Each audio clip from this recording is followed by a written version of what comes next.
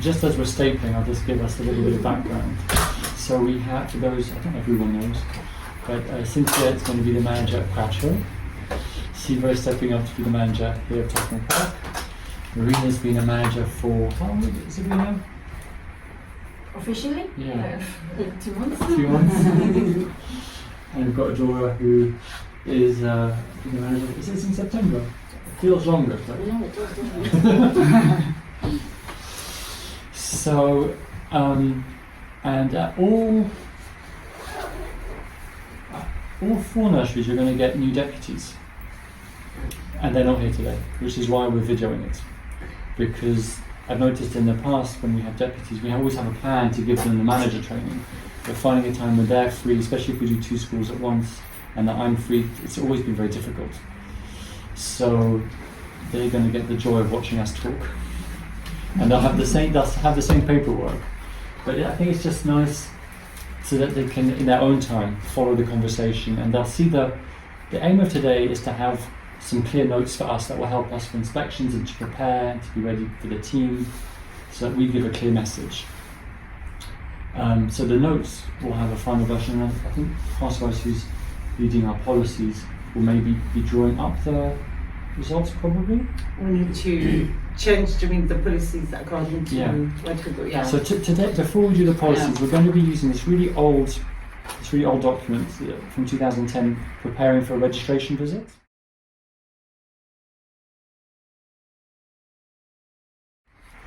And even though it's out of date, these are questions. Should I punch it? It's a document that's out of date. These are questions that inspectors always ask, and we should always know the answer to these questions. So that's why I'm using that as a template. The order will probably change. We're going to get a new handbook for inspections coming out. It's in draft, and teaching is the top priority. And here we start with safeguarding, but you can't go wrong with starting with safeguarding. Also, it's not changing in the new handbook, whilst some of the other things are changing. So this is a safe first topic. Whilst the new handbook is still on draft, we don't have the final version. But there's literally, we looked at it, also there's 3 words that have changed. Yeah, just like, it is still very high priority, basically. Yeah. It was very high priority in the previous one, and it's exactly the same. Yeah. I think it's the marking is outstanding good, where the change is something else. Yeah. With the evaluation. Yeah. So the aim of today is, well, to discuss all the different guidance and ask questions and to figure out where we are. And then François will be updating this, the 2010, the Preparing for Inspection Handbook. It's got questions, and then the answers are answers that I've written a long time ago. And so some of them are out of date. I managed to change it, now it says DBS, which is nice, instead of CRP. But so it's that set of answers. I think we're going to be trying to do a new document that gives us our standard manager answer to these questions. Does that make sense? And we're going to be using the official resources to come up with this answer. So the inspection handbook, this is the current one. It will change, but not for safeguarding. And then also there's a special document inspecting safeguarding in the early years. So it's got its own guidance just for that. So we want to make sure that we're satisfying all the criteria. And then we have to make it, what do we do? Because they don't want us to read them their handbook back. They want to hear how do we live it. It has to be real, it has to be alive. And there's certainly, I've had a quick look and prepared a little bit for today, obviously. And if I look at our standard answers, I think everyone's seen these in the past. I know Dora and Marina have our standard answer. I looked at the latest guidance, the safeguarding ones from 2018, and there are some that we need to make some changes to our standard answers as well, which I think is kind of good to recognise.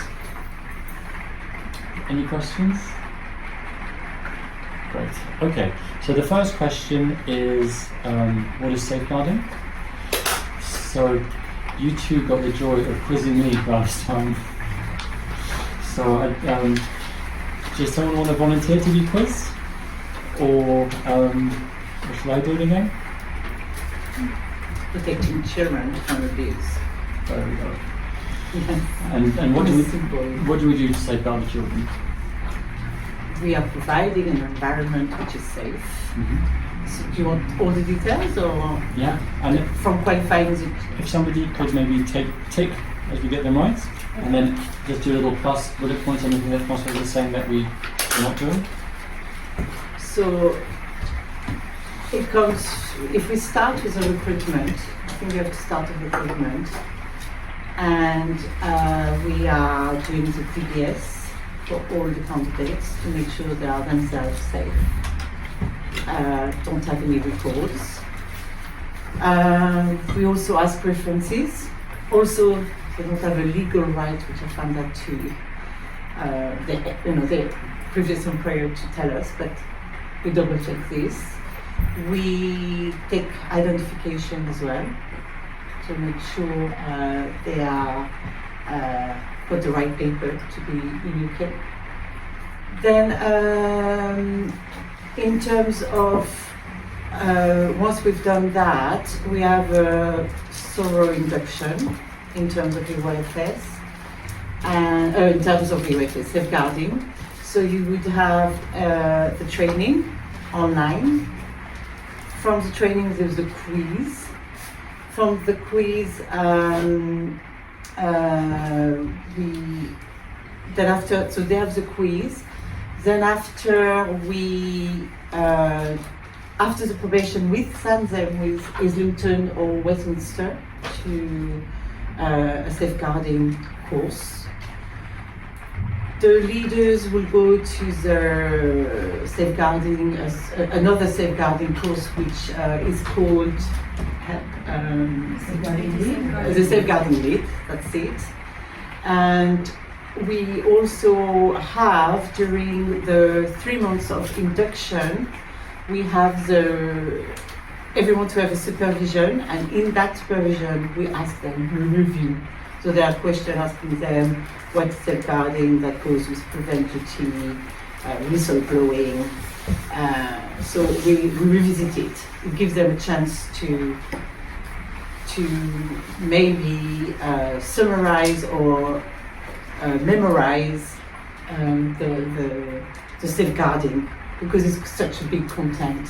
Sometimes you get mixed. And we also have created the poster that can help them, where we've got what's safeguarding, so they don't get confused between health and safety, safeguarding, whistleblowing, so and prevent duty, which I think are linked somehow, because they are all here to protect the children. So say if you think health and safety, for me, if we leave the gate open or we letting strangers come in, we could harm our children. So it's not safeguarding as such, but it's also making sure the environment is safe. So once this is done, we have also, we always ask during the supervision, which is once a term.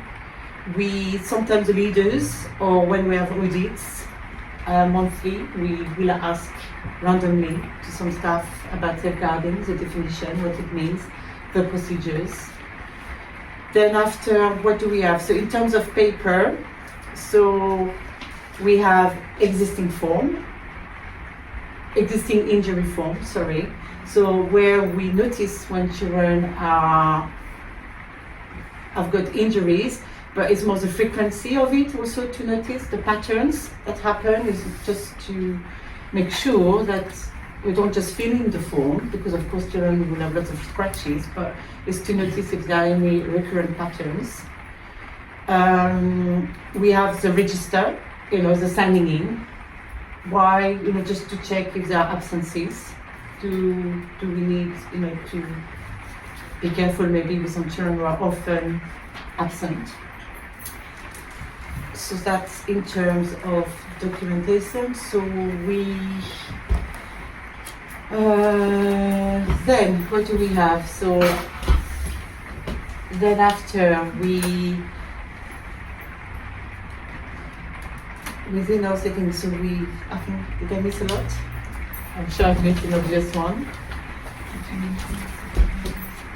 I don't know if So you mentioned policies, we have the policies quiz monthly with the meeting. So I know so we review our policy monthly and when needed. So within our meeting, it does say that, that we should, the manager, when leads the meeting, the monthly meeting, to be aware of any changes and to notify the staff. And once a year on the top, we review the policy. And also, in that one, what did I want to say? There was something I lost the track.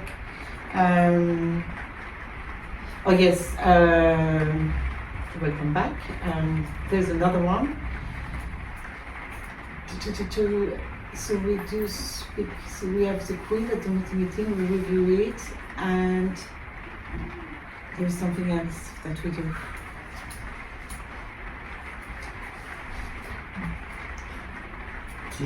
Did you mention the one-to-one and the supervision and appraisal meetings? Yeah, supervision and appraisal, where we And say it. mobile phone policy? No, the mobile phone I didn't. So mobile phone, very good point, not allowed. A big one. In our policy we always have to be two. So we're never alone. That's the one thing as well. So it's a way of making sure that no staff would be harming a child because they'll never be alone with a child. So I think like you were saying when we were discussing it, the two of us, that saying that it's never could also be tricky. Oh yes. If we say We try. we never have a person alone and they see someone on their own, Yeah. then we've not followed the policy. Mm-hmm. So internally, that is our policy. We say never on their own. Yeah. Externally, we have to be a little bit careful because if we say that aloud, like it's two-person policy, people are never on their own, and then we don't do it, then we're not following a policy, which is a real problem. So I think on our policy it says we try. And we have to say that students, from what I remember as well, students and volunteers are never alone with children. This is where we must say never alone with children.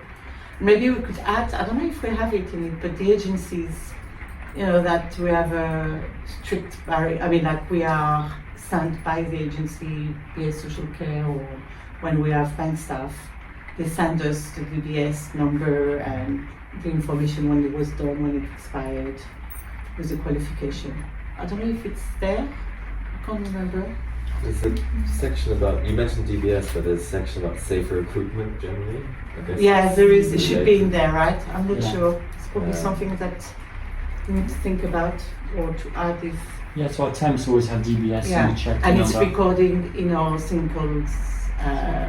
We have to record it. Yeah. And I think it's what the last time I said to you, it was with you, Pauline, I was talking with, when we received the document, and there was something about agency staff that should be recorded.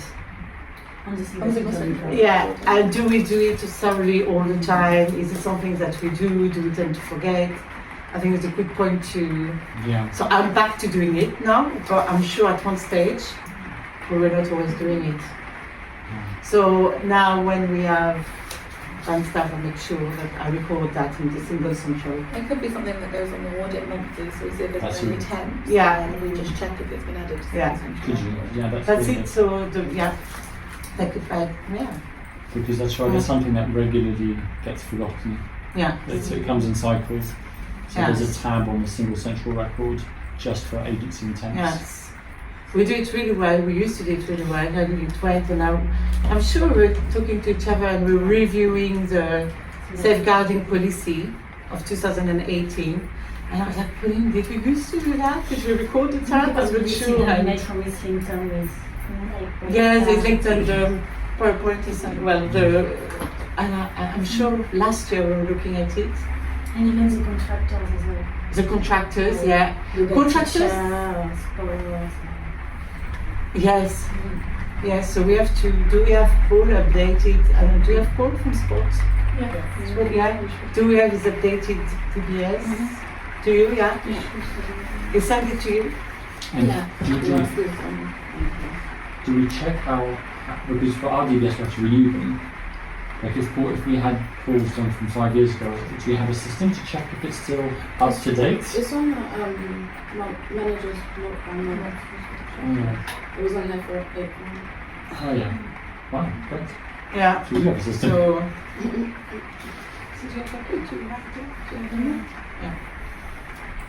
The chefs are always quite important as well. I know we got caught out one time. We didn't have the food hygiene certificate to hand. So one of the inspectors asked to see the food hygiene certificate. Yeah. Is it a temp They chef? don't. Yeah, they don't bring it, and you have to. oh, I had to call the really? agency, and then they had to send it to me. But maybe we need to start Yeah. getting those sent through Yeah. the chefs come as well. Bit different. But not not related to But we get a safeguarding, lot of but temp you chefs. I yeah. think that's quite often we'll get a temp chef. So. Yeah, we will get them once a year for sure. Yeah, it's health and safety though, isn't it? It's health and safety, yeah, for sure. So I know we're talking about safeguarding, Yeah. Yeah. but we should probably check it at the same time. Okay. Yeah.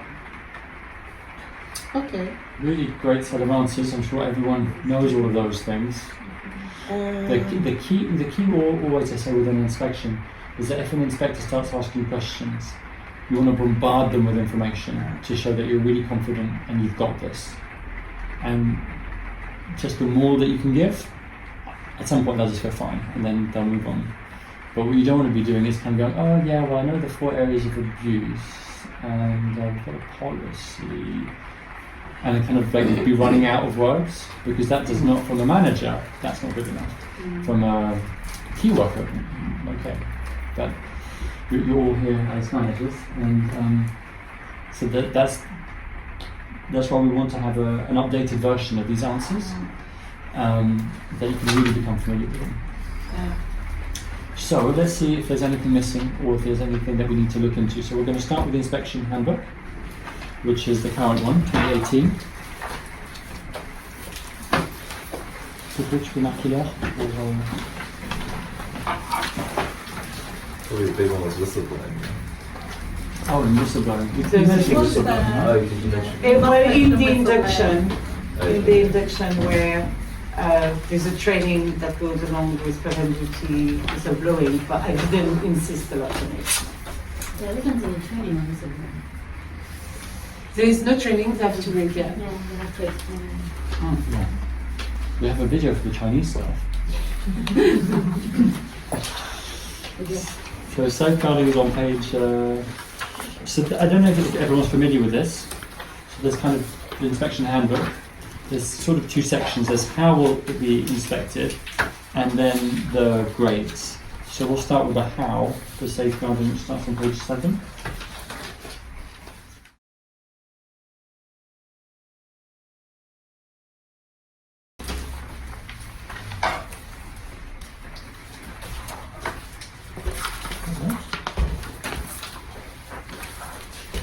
What's it called? Are you right? We're on the early years inspection handbook. Number 1? Well, 10. It was 9. It was 9. are there 10 of us? Yes. Ah, But you, I've got my version here, so that's fine.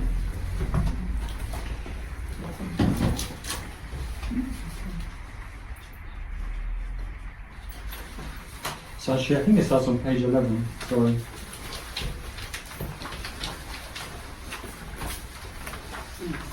safeguarding it.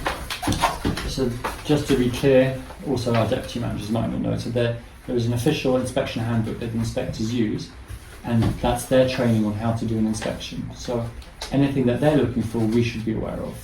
That's why we're using it as our reference tool or material now. So does someone want to read number 43 aloud? Marina, great.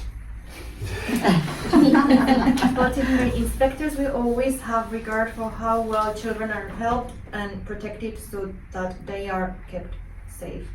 Although inspectors will not provide a separate grade for this key aspect of a provider's work, they will always make a written judgment in the leadership and management about whether or not the arrangements for safeguarding children or learners are effective. And let me just tell you, if they have any doubt about the safeguarding, you'll get a needs improvement or inadequate. that this is like a very basic. You get this wrong, doesn't matter how well the rest of the inspection goes, you will not be forgiven. Safeguarding is paramount, obviously. Another thing, when we say that, and I say that to the staff, they panic and they forget everything. They do. No, that's true. They do panic. You know, some stuff you have to be careful because if you say you must get it right, it's something that you can't, you cannot forget. It's something that you have to remember, but also, make it be not just paper, Yeah. but really think of the safety of the children. Yeah, try to step back and think. Yeah. But it's not, So you should have the umbrellas in poster size in every classroom. they have, yeah. Yeah. And then in the training for the staff, Yeah. we just say, if you get nervous, walk over to the Yeah. poster and say, let me show you. Yeah. So they don't know if you're showing them or if you're being reminded by the poster. So let me show you is a good way to Yeah. make it nice and calm. So let me show you, I'll talk you through how we do the training. Yeah. And I think certainly for our Chinese staff in ITO, we've been training them a lot for that because English is not always easy for them to speak, well, a couple of them. So we just say, just go to, when we quiz, just go to the poster and show us.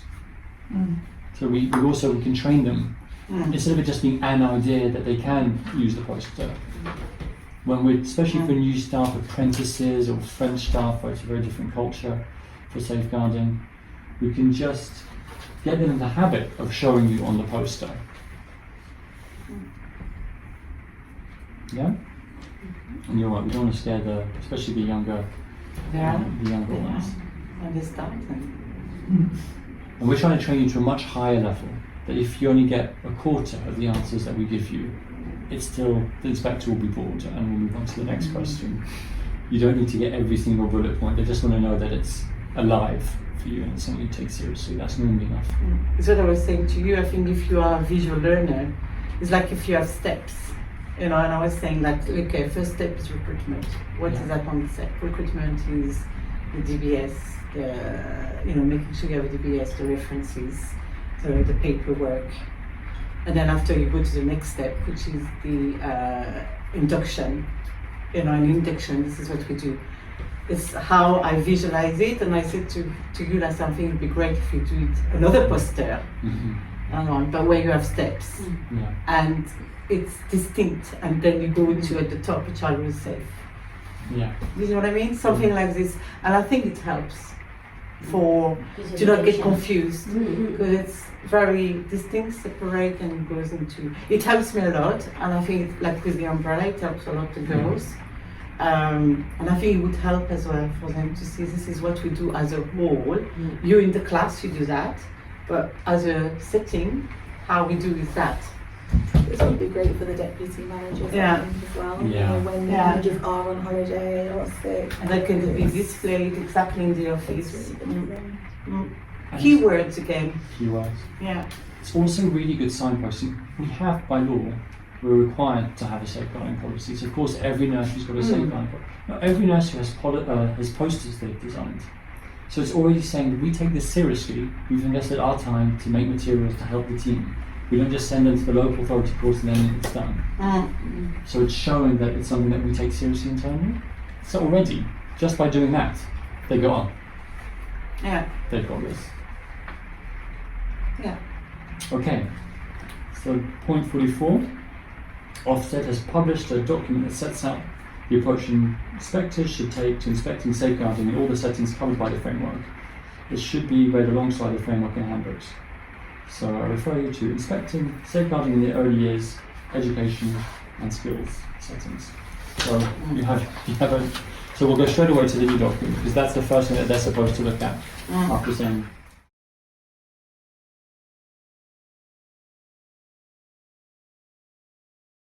Setting 5.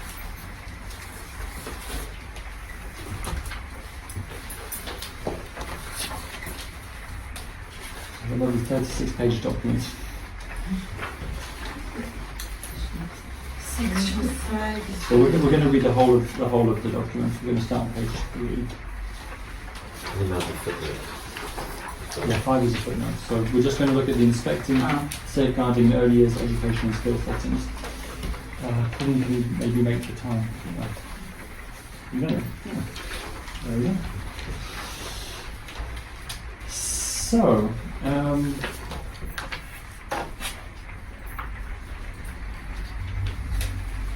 we can start with on page 3.2. Maybe I think there was something here that I found very interesting. Jade, do you want to maybe read it for us? Everything that Ofsted does should be in the interest of children and young people. This includes ensuring that the providers we regulate and inspect have effective procedures for keeping children, learners and vulnerable adults safe from abuse, neglect and exploitation. Inspectors must be familiar with Ofsted's safeguarding policy and guidance on what to do if a safeguarding concern is raised during an inspection. So what really jumped out at me was this phrase, abuse, neglect and exploitation. We don't use that in any of our documentation. We say the 4 areas of abuse. And I think that's fine for our key people, for our key... I don't think we have to worry about it. I think for us, it's interesting, if they're using this terminology, I always think it's good if we can use it back to them. So on our set of answers, I suppose if you can be adding, when we say what is safeguarding, I think from a manager or deputy manager, we should be saying it's protecting children from abuse, neglect and exploitation. That's their wording. So that's the right wording to be using for us as managers.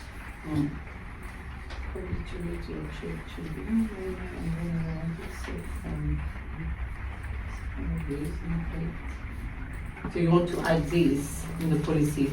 I think just put that on our set of answers for managers, the 2010 document. Okay, yeah. I think if the keeper is talking about the 4 areas of abuse and British values, that's enough. That's what they're looking for. But I think for us, we're looking for more. I think we have to be realistic, as you say, they panic, right? So we can't give everyone in the team too much information and expect that they'll get it right. Let's keep it simple for them, and let's add more richness from management. Okay, Adora, do you want to read number 3? Early years education and skills settings should be a safe environment where children, learners, and vulnerable adults can learn and develop. Inspectors should consider how well leaders and managers in early years settings, schools, or further education and skills provides have created a culture of vigilance where children and learners' welfare is promoted and where timely and appropriate safeguarding action is taken for children or learners who need extra help or who may be suffering or likely to suffer harm. Thank you very much. So this, I think, is the key change that I would like to make to our set of answers on the 2010 document. Is, just like you were saying, it's nice to have a system and a flow. I think the very first thing is it's talking about creating a culture. So we have a safeguarding culture. So I think that's something that we should be,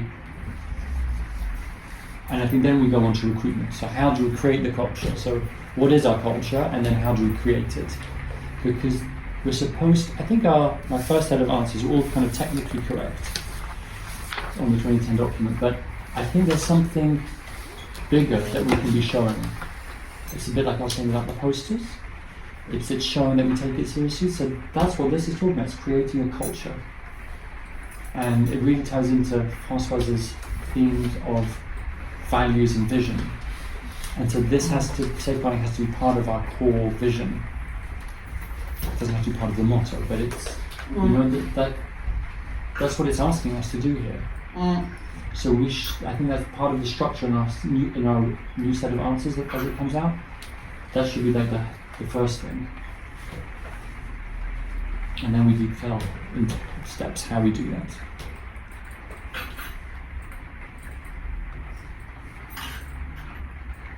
And so, like, for example, I thought of an example wording or something. So, like, as a manager, I am responsible for creating a safeguarding culture and vigilance,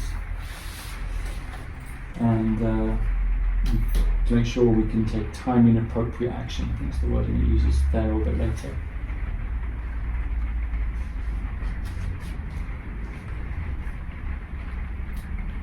And then you can go on to say how we do it. Safer recruitment, inductions, blah blah blah blah blah. Okay. Then what else does it say?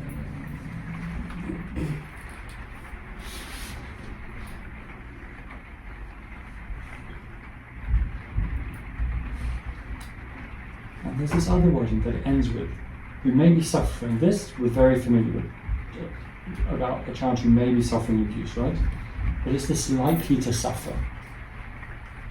So we touch on it often in our, in our interviews. When I say, oh, every interviews training, I give the statistics here. Probably everyone's heard it, that 50% of children who suffer from abuse come from homes where there's domestic violence. And apart from in the interview practice, I don't think I say it anywhere. Is it in our safeguarding policy? I think it is. So I think this is like very early on in the things in the part. You've got to assume that this is in order of priority for them, right? So I think we need to put a little bit more emphasis on children who are likely to be suffering from abuse. So not we're looking for signs where it's already happened. I think we need to increase our awareness of children who are likely to suffer from abuse. So domestic violence is a key indicator, and drug and alcohol abuse at home are key indicators.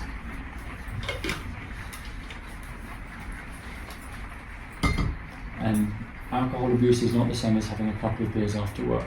And divorce can be certainly maybe not a sign of neglect if they're arguing a lot and the child's been ignored. Yeah.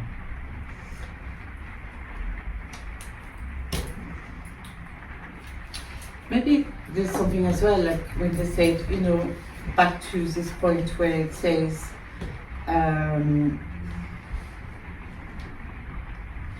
to create a children's and learners' welfare is promoted, with safeguarding actions for children or learners who need extra help. I was thinking, like our observation, because we observe the children, it's a great way to observe them as well and see any changes. Yeah. I think that's, it shouldn't be just, he'll have, if they are abused, he'll have a direct impact on the learning and the way they are at school. So I think the observation for the key person, it's a realistic way of seeing when hold on, is regressed, his PLCD has really gone down, his behavior has changed, or is emotionally completely different from what it used to be. So our observation to check the tracking, to check the progress for the learning, I think should be maybe, and this is how you can put it in the culture. Yeah, put it in the culture. No? We'll probably go back to this, but I think that I was going to discuss this when we get later, but that's the importance of sometimes I notice that because we have these nice computer systems now, staff are often just taking a photo and doing their observation later, and that doesn't sometimes help with these sort of things. You have to have that culture still of doing observations, in the classroom, and noticing the behaviour then and things that get said there, not just looking at the photo and doing the statements of observation the UIFS. from the photo. It Yeah. doesn't give that sort of reflective practice either, so you're not going to notice things. Maybe that's why we could add actually in the induction, when you teach about safeguarding, this is more than just noticing the bruises. It's also the observation that you're going to do, that the UIFS is requiring you to do. And if an inspector comes, if as manager we say, within our induction, as a culture, we take it very seriously, and we have the culture of vigilance and observing the children for their progress, tracking is highly, should be, the staff should always have that culture of it could be a safeguarding issue or not, but it's there. I'm not just observing to see if he can walk and tomorrow he will run and then he will jump. I will observe also, especially the PACD, where actually this little boy or this little girl is completely different. I don't have any existing injury form, there's no accident as such, or, maybe a lot of absences, okay, let's see my observation. Your observation should be able to reflect it. But sometimes I think what the problem is, the statements, with the OFS. One statement or two statements is going to be perfect, outstanding, and one statement within that same age range is not, but it doesn't make the child be below. So you have to learn to read it, Yeah. isn't it? And it's what's very difficult for those girls. Yeah. Because you can have three statements, perfect, outstanding, exceeding, and then you've got one, it's not highlighted, never will be, but then because you haven't learned to analyze, it's, and there are so many statements, it's hard to look for the children, but isn't it? It's the problem, but maybe we can try to, in the induction, to this section of culture, set of culture, to when we talk about safeguarding, to say, well, this can be noticed in your observations. And as an inspector, yeah, maybe we could say that. That's a good idea. That's a good idea. To add it, just a little, and it'll make more sense to them probably, because we talk about the child's development, or not, depending if they come from France and it's not qualified UIFS, I don't know. Depending on who. Just a technical note for now. It's great if we can use actual examples as well. So if something comes to mind, bring the example and bring it to the group, but don't use the child's real name. So if you want to, for colleagues, so you know that you're talking, you can write it down on a piece of paper to show each other, so that you can help the conversation. But just because we're videoing it, and you're never entirely sure where videos end up, especially about safeguarding, let's not use children's real names. So maybe the culture should be linked to PSD, the culture of vigilance, Yeah. where PSD is mentioned during induction and how it kind of it's something to observe and always have at the back of your mind. That not going extra, I'm suspicious, but just to bear it in mind. And to understand understanding, your yeah. children. Like, if there is something that's you've noticed, is it related to SEND or is it related to safeguarding? Yeah, because Those are the right questions. I think you've put a point where behavior can change somewhere. I think so, and if not, we should do. Maybe. It's a pattern. Yeah, patterns of behavior. So maybe that could go with point 3. Yeah. I think induction is, we can do that during induction because I'm not sure about Islington or Westminster, but even the training online, they say that behavior can change, but it is never linked to how the way we observe children. So yeah, how do we make it a culture? It can definitely be in the induction where we're not only talking about the abuse and the procedures and the forms that we have, but also the importance of observing. But I think the more information we give them, the best, because when we book them the safeguarding training from Westminster or Islington, it's very general. They have people from many places. And once they come back, they always complain because it's not specific in early years. So I think the more information we give them at the beginning with specific things and things that are related to the room they're working at or anything like that is better for them, because then they get very lost. When they come back, it's like, No, I would agree. I mean, I think I gave a lot of feedback to Islington there. I think they need to start doing like an early years safeguarding as well, because I think I went quite recently and we were in a group of just youth workers, and even though that was very informative, it didn't really help anyone who was in early years. So it was all sort of around that kind of youth work most of the time. I think it'd be nice to get a smaller group and do a video, maybe with 1 or 2 new people, or just from us, video, like we have the How to Talk to Parents. We could have one on safeguarding for new staff, kind of pitch it at apprentice level. Then people from France can see it, apprentices can see it. And there's no harm in someone who has an MBQ3. If we're wanting to make it part of our culture, they can see it as well. Yeah, it's going to be more useful for them, because sometimes they go to a full day training and they maybe get 1 or 2 things that are important for them, but the rest, things like, okay, I didn't understand this because I don't work in a school. Yeah.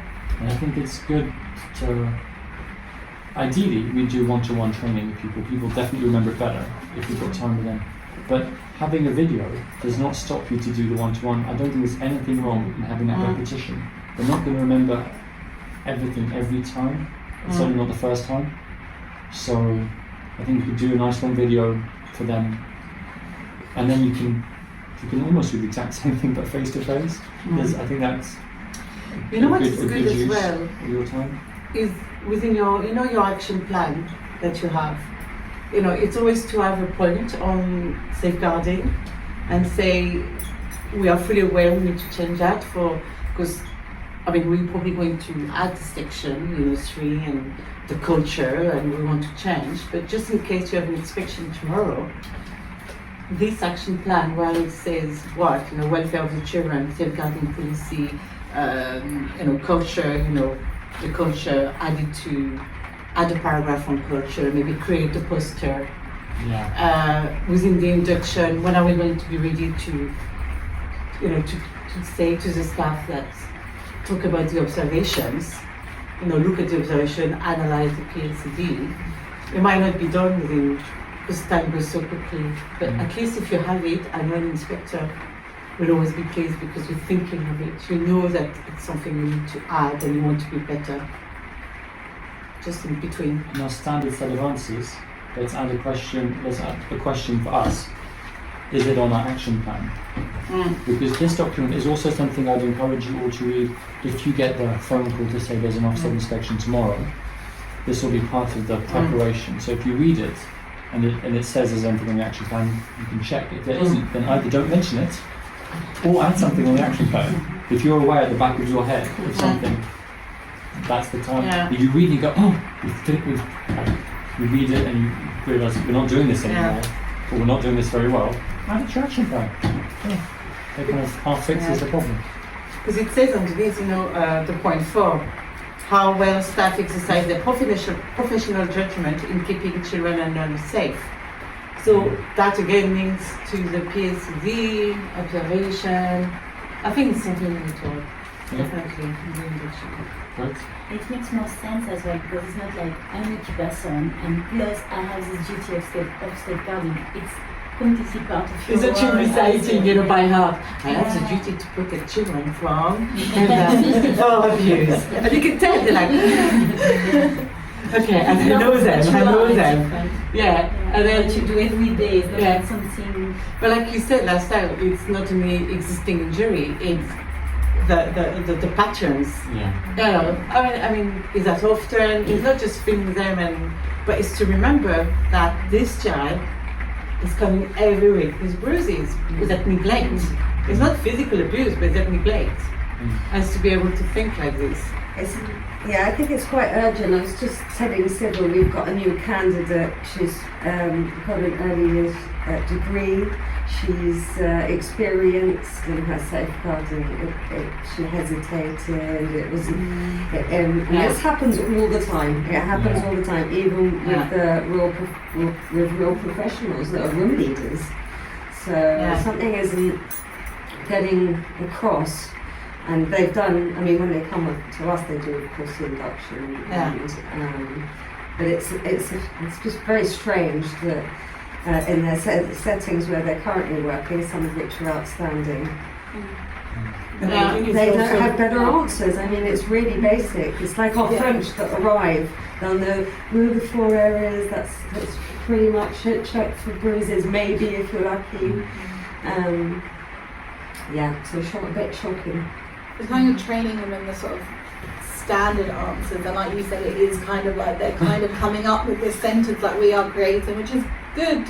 You know, we're training them that there's not that You could do in this reflective practice. No. There's not that they're not able to say, oh, I'm looking for this, or you know, I would go to the observations and check that. And there's not that sort of flow, and I think that It's more like a, phew, I said it. Yeah, but it's like you said, it's like it's mechanical, terrified. Oh, got that over with.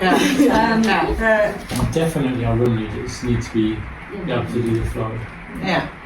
I mean, sometimes it seems like a big effort to just make them realise that when we ask about safeguarding, they mustn't talk first thing about crossing the road and then stop talking. Yeah. So those four, the kind of that standard answer it takes us a certain amount of training to get to that point. But we really just need to be, and our culture should be aiming for more. Yeah.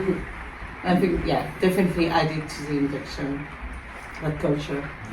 Yes. Somewhere along the line, they were terrified, clearly. Yes. Well, I think it's also because we're lucky to work in an environment where the things we have to do for safeguarding is quite limited. There are some schools where they do that on a daily basis, referral, True. you know, abuses. It's like a daily basis thing. So that's something they put in practice every day. We are lucky that we don't have to do that on a regular basis. We have children who are, well, I think in a general way, quite happy and that are living in a nice environment. So as a practitioner, it's not like the YFS are making observation, we do that every day.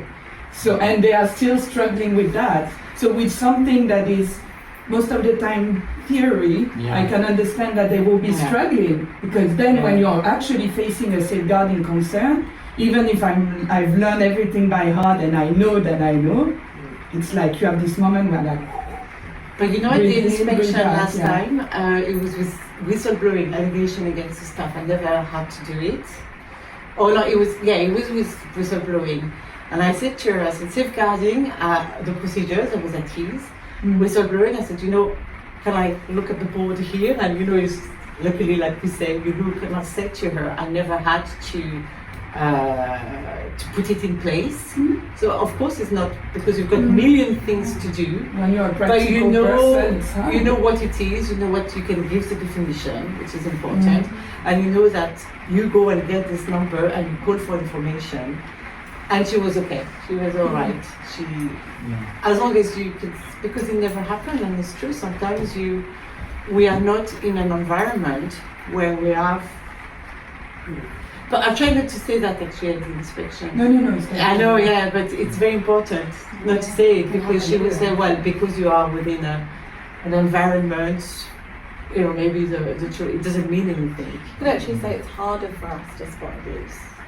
Because, you know, there is that mentality a lot of people have that these children are, you know, better off than others and they're in this private sector. But actually, you know, you rarely see parents doing drop-offs and pick-ups.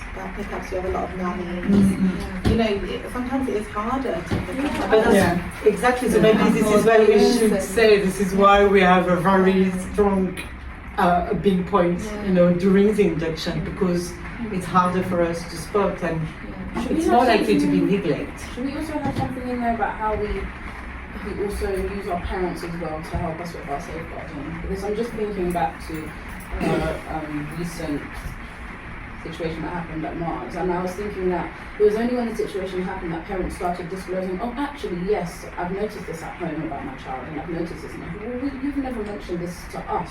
So I started to reflect, maybe is there something that we're not doing to make parents also feel comfortable enough to disclose any safeguarding concerns to us? You're absolutely right. We need to have partnership with parents as part of our approach to safeguarding. Like, if it's in our culture, we've got to include our parents. And what could we do to make it more? Because it's often these things, if we've got some concerns, it can be uncomfortable, right? So maybe just talking about the PACD. Talking about the. I think with the, you know, we've done the first step with the.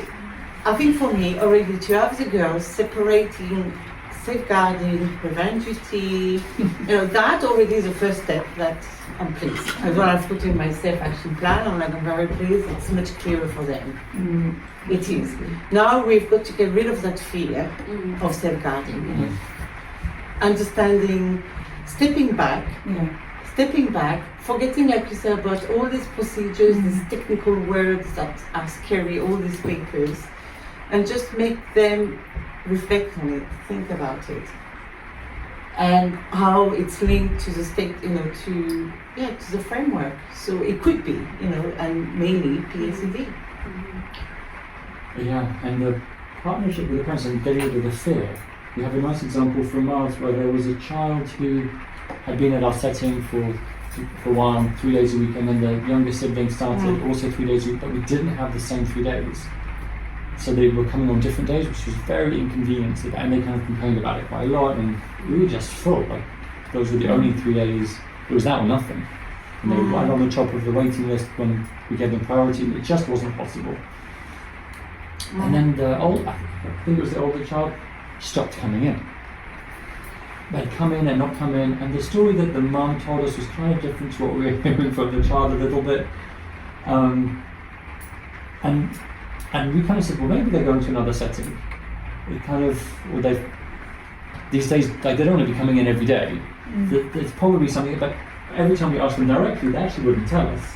And the nanny would say one thing, the mum would say something different. And then I remember it came up, and at the fundamental level, we had no safeguarding concerns. But it just the question kept on coming up. It's like, we don't know where this child is. We have a safeguarding responsibility to know where this child is. And so we approached it in a really open way, in a really positive way, saying we actually need to know, because we have safeguarding kind of requirements. We need to know where our children are. So we don't have any particular concerns, but you need to tell us what is. And then she said, oh yeah, going to another setting, going to this school, because the days didn't suit us. So that's fine. That's fine. So actually that kind of taking the fear away from it, and saying, you know, the tone that we use can make a big difference as well, just to say, look, we have certain things that we have to look into, so we've noticed this and this, so we talk about it. Just really de-dramatizing, taking fear away, and just saying, look, we need to talk, let's talk. And actually it gives us more information about what's going on at home, which might have nothing to do with safeguarding, but it. Can I just say, we have the attorney of the form now, isn't it? So they tell us if they go to another sitting. They lie. They lie sometimes. They did at Mars and they did at LTO. Yeah. They can be So embarrassed. is that this, you know, like this little boy was going to another school, you want this? They refuse the funding. Yeah. She doesn't know the. So at Yeah. LTO they lied on the tummy update form, and at Mars they just said, oh, you know, we want to contribute to the government, so we don't want the funding. Oh yeah, I remember that. So And we thought, oh, what nice parents, they're very well off, they don't want to take. But I still keep it as a partnership with parents, I think. So I think I'll put that underneath the attorney update. And Yeah, tell me update's important as part of our culture. it's it's the partnership with the parents, isn't it? Knowing Where where our they tell children are. us the attorney, and there was a And also with transitioning as well for transition, that's it. That was, children that what come does it into call the university. form when we're supposed to contact the school? It's our duty to ask about safeguarding. What does it call this form in the quick link? Transition. Request provision.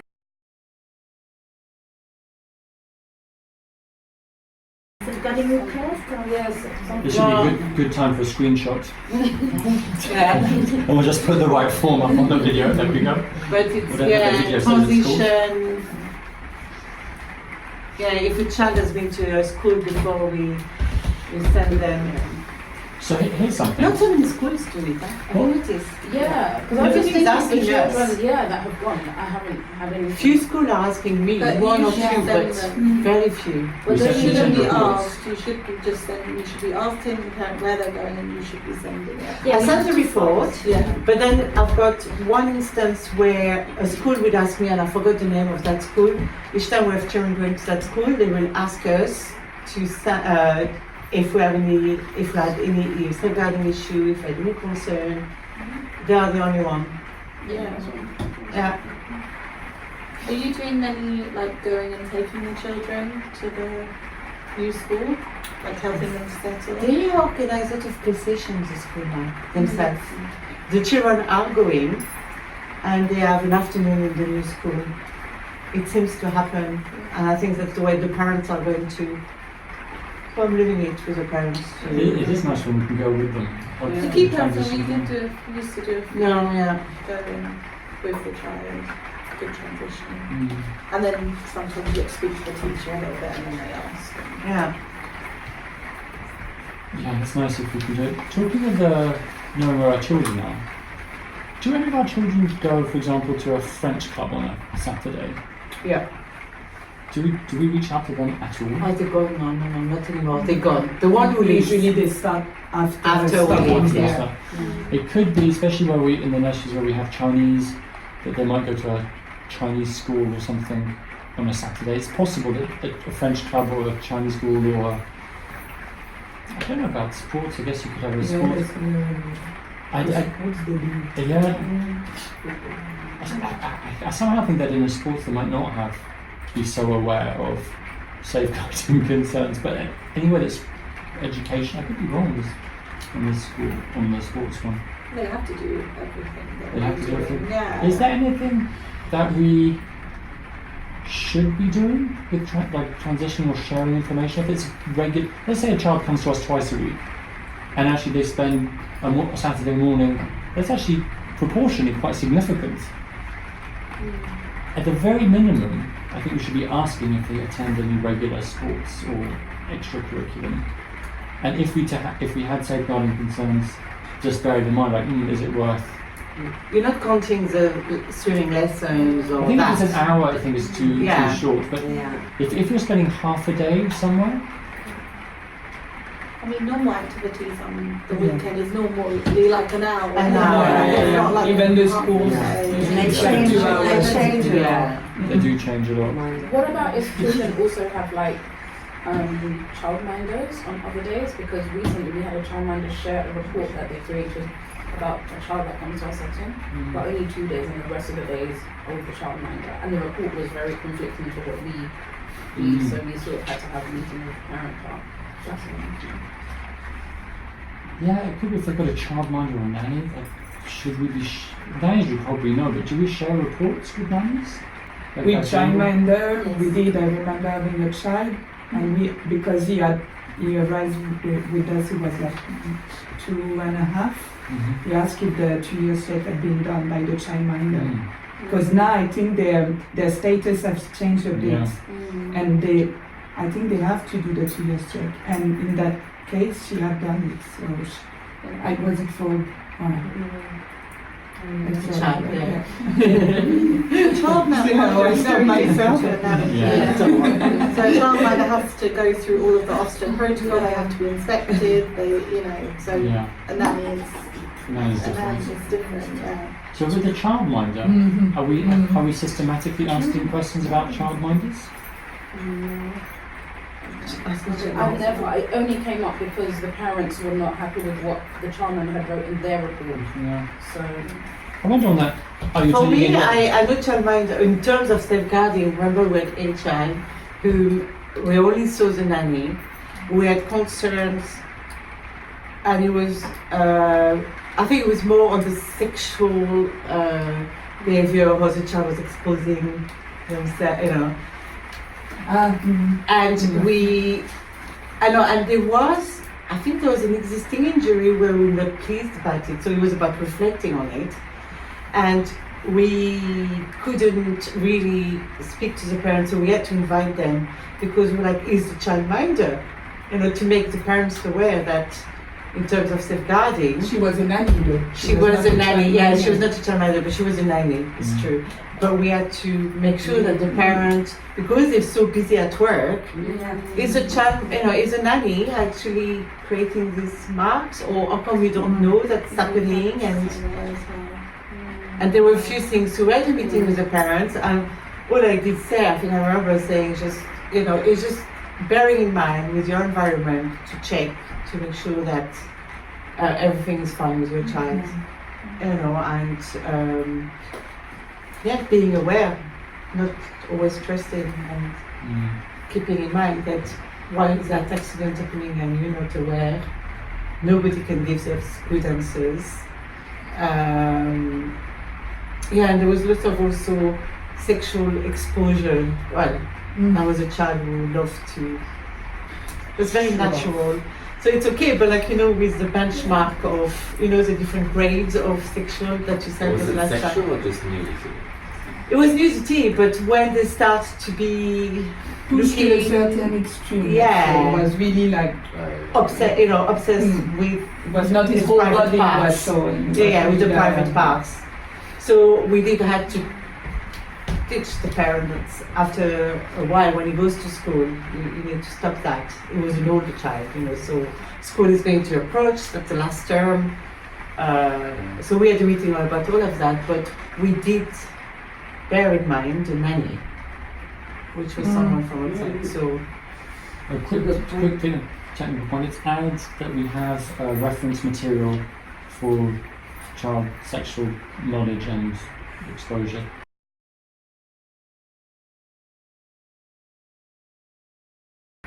Check this. Traffic light.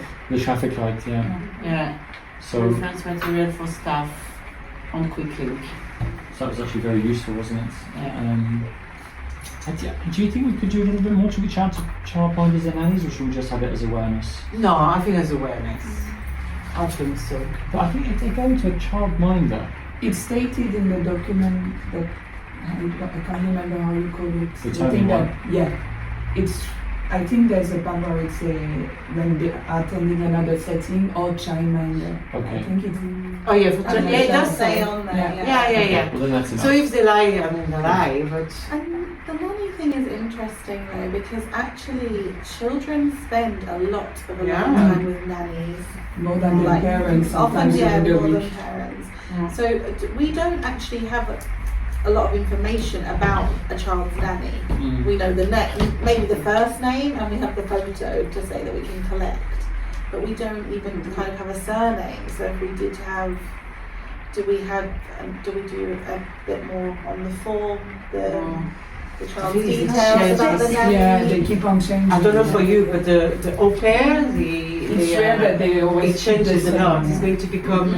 We have to be careful of what we say and what we can do when there are so many changes. I don't know for you and the nannies, We're but quite lucky. We have very few. no. It tends to be quite regular. You have lots of Yeah. nanny, Yeah. but they keep.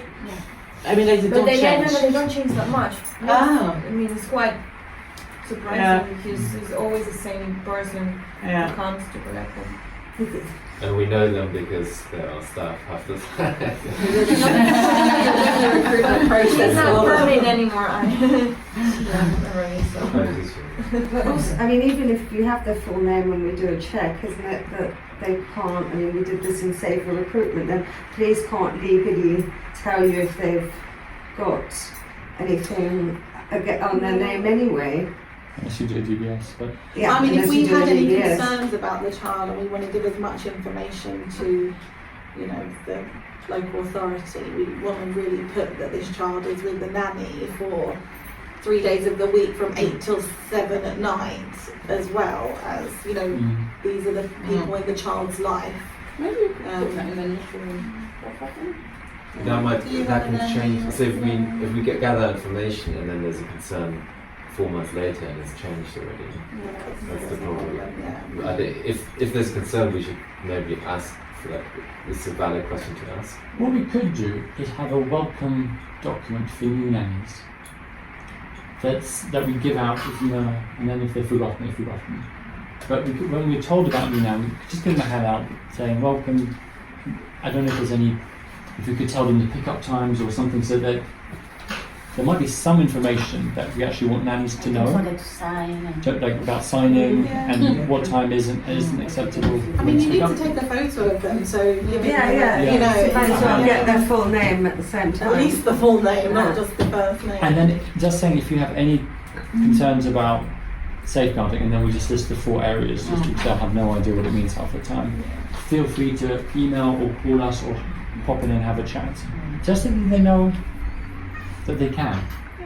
and give the name of the safeguarding lead. And Yeah.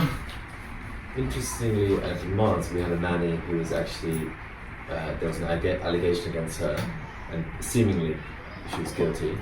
But the authority didn't really put any responsibility on us to know who the nanny is, what she was doing. They just called saying, "Do you have any concern about a child?" "No." "Okay, it's none of your business. We're going to handle it." So obviously we should go beyond what the rules are, but I don't think from a framework that there's a requirement.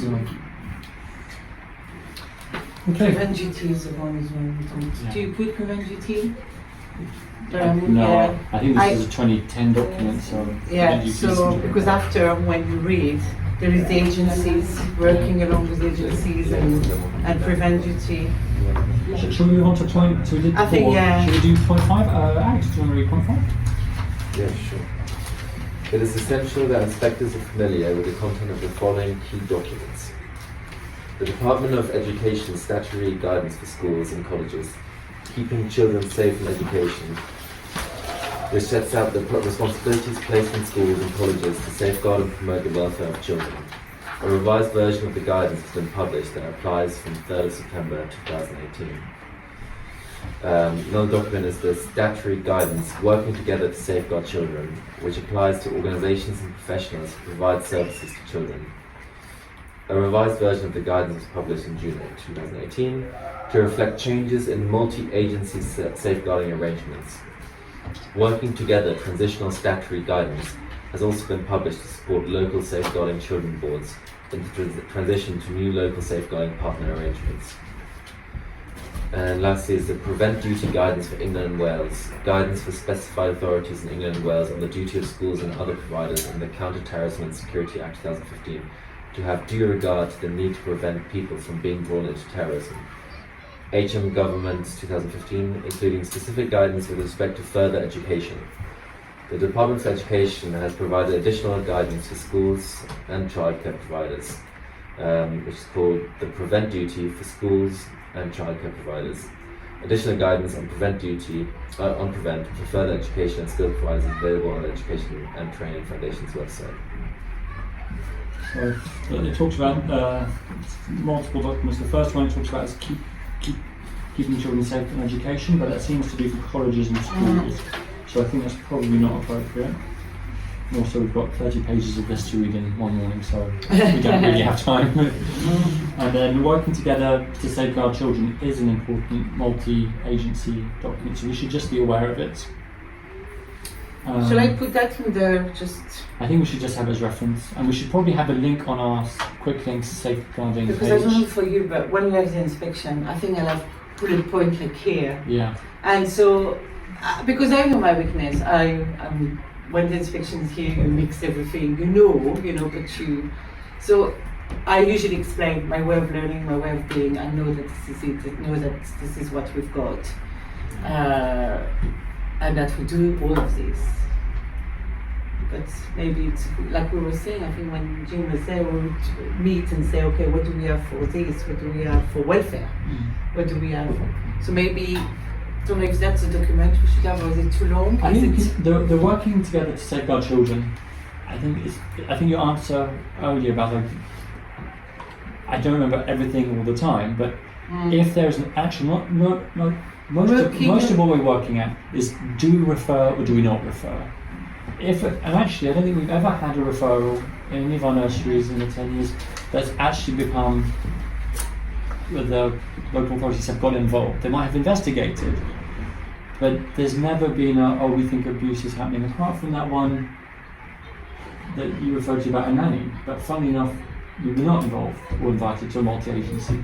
So we've had it probably for children with SEN or SEND.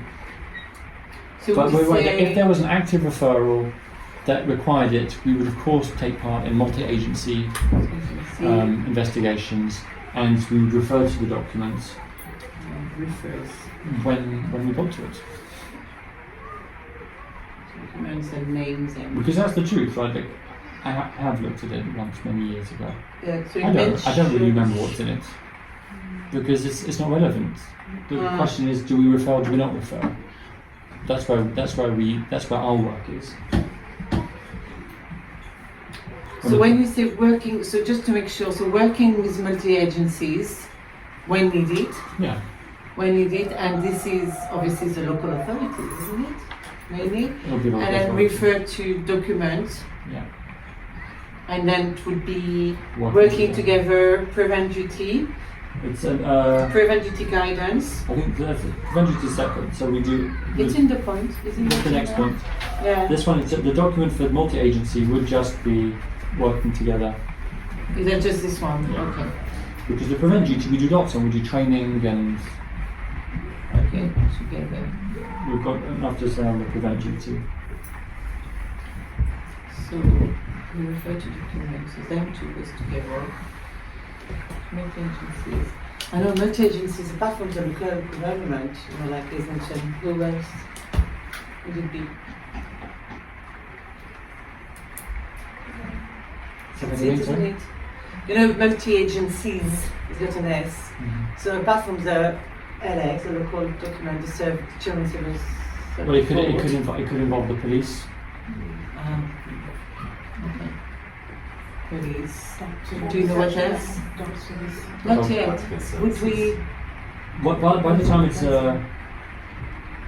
so when it becomes an active case, then it's called child protection. So safeguarding is before, and when it's actually a referral that has not dropped, then it's child protection. So if it's a child protection case, then it could definitely involve the doctors. Because here it's safeguarding, isn't it? They don't talk about child protection, they talk about safeguarding. Yeah. So that's why I know definitely for Islington and Westminster for you, as who we work along where we can It could call. still be for a referral. Before they might consult the doctor. I would ask the parents to consult the doctor, like I was advised to. They've asked police in the past whether they want to open an investigation, so they're involved. This is just that we're prepared to work with other people. Yeah. We're not the local. No, it's just we're for not me the to understand, because it's about the training, and I just want to make sure that when we say that we're working with agency in terms of safeguarding, not child protection, but safeguarding, what does it mean? So we can maybe have an update to this training today in the video, and we'll just flip through the working together to safeguard children document just to check. I'm pretty sure we're not required to take the lead on multi-agency work. I don't think we're the lead. So that's all. I think that all is required is that we cooperate with multi-agency work, and we're prepared to attend multi-agency meetings or around the child meetings that are related to this. Right. I think that's our requirement, but we'll double check it. Yeah, it's just if she was to ask me that an inspector would be. Yeah. I don't think they would go that time. And also, we've never had one that's been referred and kept open. So if we got to that stage, we would then look at it. Okay, prevent duty we all know about, so that's that. Yeah. And then I need to add it here, so. I think the next few points are kind of a little bit technical and talking about, well, disqualifications. We do the DBS check, and then of course, just something to remember, if we were to fire someone because of a safeguarding concern, we would have a duty to check with the ladder and then possibly tell the DBS service about it. I don't think if it was just a concern though. I think if it was an investigation, someone was found to be, well, we wouldn't fire them otherwise, would we? We couldn't fire them. fire them. Yeah. So if it gets to the stage of firing someone for safeguarding, we may or may not have to inform DBS. So we're aware that we might have to. Because not following our safeguarding policy is grounds to be fired.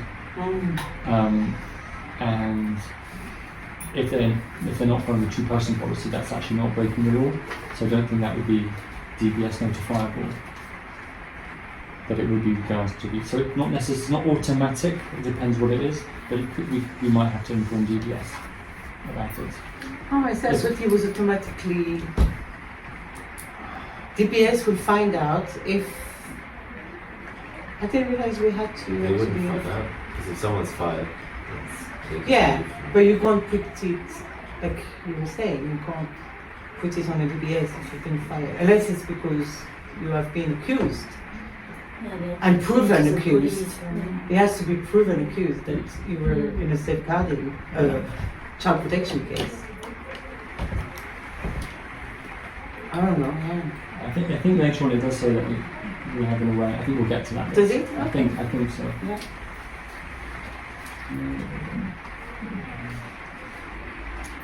So just to say for the prevent duty, I just said did the statement say prevent duty is included in our induction trainings.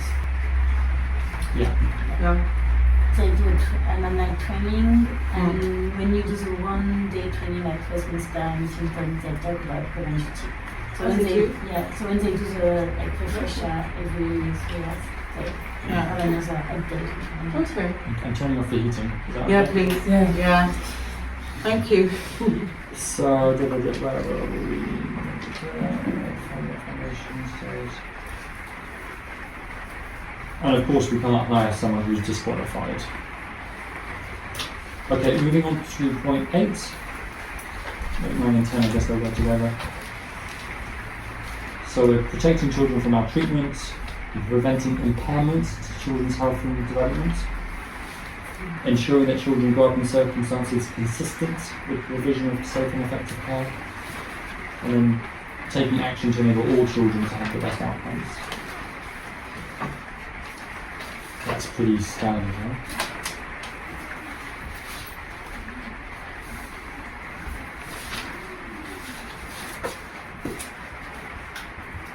Doesn't actually say protecting from abuse. I thought that was always the one thing they have to say. Is it for I maltreatment? guess it's the same thing. Yeah. Yeah. Yeah, it's funny. I thought of that as well. We don't say it's our duty to protect children from abuse. They say maltreatment, children's health and development. So this is the inspecting, safeguarding guidance. It's not specifically just for early years. So this will talk about vulnerable adults, and so it goes on to talk about bullying, for example. So if an adult can't really bully a child, that's emotional abuse. Bullying is really peer-to-peer. This age group is not really, it's not with the same intent. It's a different thing. So really, we're looking at the top 4: neglect, physical abuse, sexual abuse, emotional abuse. So Because that's probably why Yeah. why we really call it abuse for our age group. parent who's racist. You could be equal opportunity going in there, isn't it? That's interesting, isn't it? Equal Yeah. opportunities. Gender-based racism. So there's a bit that comes up later. Disability. Yeah. There's a bit that comes up later on. But that's emotional abuse. I think they should have put emotional abuse and bullying, racism, gender-based. So there's something that comes up much later on, which I'll just read just quickly. It says, there are plans and help in place that reduce the risk of harm or actual harm. So I think part of this is about the future as well. It's not just about what's happening right now. And in a way, teaching equal opportunities and the British values, respect for others, is helping children protect themselves in the future from racism, which is actually emotional abuse. So I think it's also okay to talk about British values and equal opportunities as part of our safeguarding answer. Not as the first thing that comes up, but it's part of it.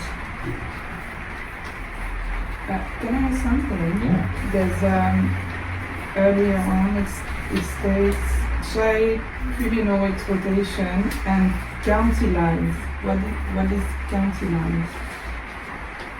Which point is this, Cynthia? It's just here in the list. Oh, okay. Just over here, it says county lines. What are county lines? I'm gonna It's like drug, so there could be like a leader of the moving drugs out is based in, say, Manchester, and then he. Ah, okay. Yeah. A county. County lines. And And it's then, literally and then like smaller counties. people go off, Right. and then they give it to smaller people. Okay, I see. As an aside, that's one of the reasons knife crime has gone up in London, is that some of the middlemen, the distribution centres in the provinces, have been cut out. The London dealers want to make more profit and don't want middlemen to make profit. So drug supply is more and more being run directly from London, and the middlemen who've been cut out don't like it. So they're killing the distributors. Where's that it? So that's one of the big reasons of an increase in knife crime in London. It's Also really because sad. there was not enough police. They cut off the police. Because they don't have any more police. It's true, they cut off the. Yeah, but if there was more police, that would be harder to. Yeah. If they were So they following. cut off. The reason is because they cut out the middle the man Yeah. with in terms of dealings. Yeah, so instead of a distribution from London going to Manchester, there being a hub in Manchester, and they have runners there, Yeah. they discovered it's cheaper just to pay more people to go on the trains and buses and whatever to go up and go straight to the local leaders are kind of being run from London. And Manchester, for example, is fighting back, going, no, you're not going to cut us out, we're going to kill the supply network. You have to deal through us. Yeah, it's really sad. And so It they- is sad, but I'm just I never thought of that at all. Well, I'm using drugs, so. You're not in the business. Honestly, it's so sad. Yeah, Thanks for disappointing. No, it's quite. I mean, I find it very interesting. It's scary. They talk about it on the online training. Yeah, not like that. Yeah, that's why I'm quite happy. Which I think it's also because of the police forces. which line County training? based, Which so I online think training? they They struggle training. At with some point, they cross-country. describe all the kind of abuse. They have and, updated it then maybe since. and yeah, at some the point last they time. have done that. I don't know, because ours was done 10 years ago, so I think they must have updated it. Okay. So scary, so I think I on purpose stay naive about it because I don't like it. So there's a whole list thank here you. that we can read, page 5 and 6, just detailing the list of types of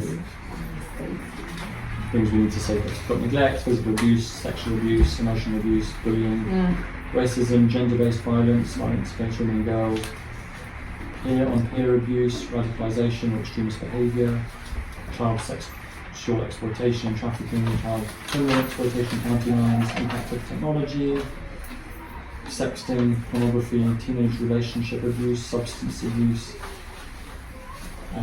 issues that may be specific to your local area, for example, gang activity, youth violence, domestic abuse, FGM, forced marriage, fabricated or induced. So fabricated and induced illnesses amongst the last part of the list could exist in our age group. We could also have that if a parent, for example, has anorexia and is trying to knowingly or unknowingly is imagining illnesses for their child and allergies. Yeah. I had there was a case of a pediatrician who'd been referred to this, it's a Munchausen's disease, is that what it's called? Where the parent kind of says that there's lots of illnesses with their child, and a consultant pediatrician was referred a child with letters from the doctor saying all of the illnesses, and actually all the letters from the GP were fake. So the parent had gone to a consultant pediatrician, faked a letter for the referral, and went with fake evidence and saying there's something really wrong with my child. And there was nothing wrong with the child. The parent had mental health issues. And so just also to be aware, we often say we need a letter. Just if we're worried and we've had a letter from a GP, that something still, it doesn't add up, like flag it, talk about it. It's call the GP and just say, I just want to have a clarification on this letter you sent me. Just want to check, when did you see the child? And if they go, the child never seen it, like just something to be aware of. Also, if there's something quite wrong with the child, like there's diabetes or epilepsy or something like that, we would need to do an EHC plan anyway. So we would need a lot more information. We can't just have a parent telling us that there's something wrong. We need to follow more procedures. Yeah, because we had, I won't mention the name, but Françoise, at the start we had a little girl whose mother claimed she was allergic and couldn't eat. Do you remember that? Yeah. And she was forced to eat. The food dietary and very planned, plain food. Allegedly because she was allergic, but we never thought that was true. The mum what really happened looked at the end? I anorexic. can't remember. She She left, but we She sent left. him out, didn't we? Yeah. We did.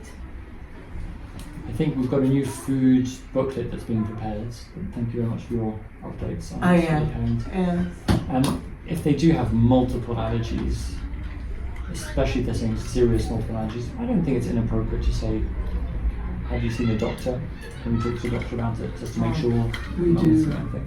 Because it's coming more and more. As soon as the child tends to have colds or let's remove the dairies or let's remove that, and I'm like, wait a minute, have you talked to your TP about that? Like, we're happy to follow any type of diet, but obviously we need to make sure that's the right choice for the child. Yeah. And it seems to be a tendency much more than before, from what I feel. Like, I feel it's more and more, I don't know for you, but in your eating dietary red requirements, meat, eat strawberries, milk, strawberry, and Yes, but where is the limit? Because if Yeah. the parents want their child to not have meat, we don't question that. It's like, it's a dietary requirement, yeah, with meat, yeah, but you vegetarian. can do the same for I know. milk. The one of the keys is not to be cutting out whole food groups. So meat is a protein, but there are lots of other proteins. You can get protein from fish, you can get protein from tofu. So there are other ways to have protein in your diet. But if someone said, I don't want any dairy, that's the main source of calcium for children. Calcium is particularly important. They've got high requirements for calcium.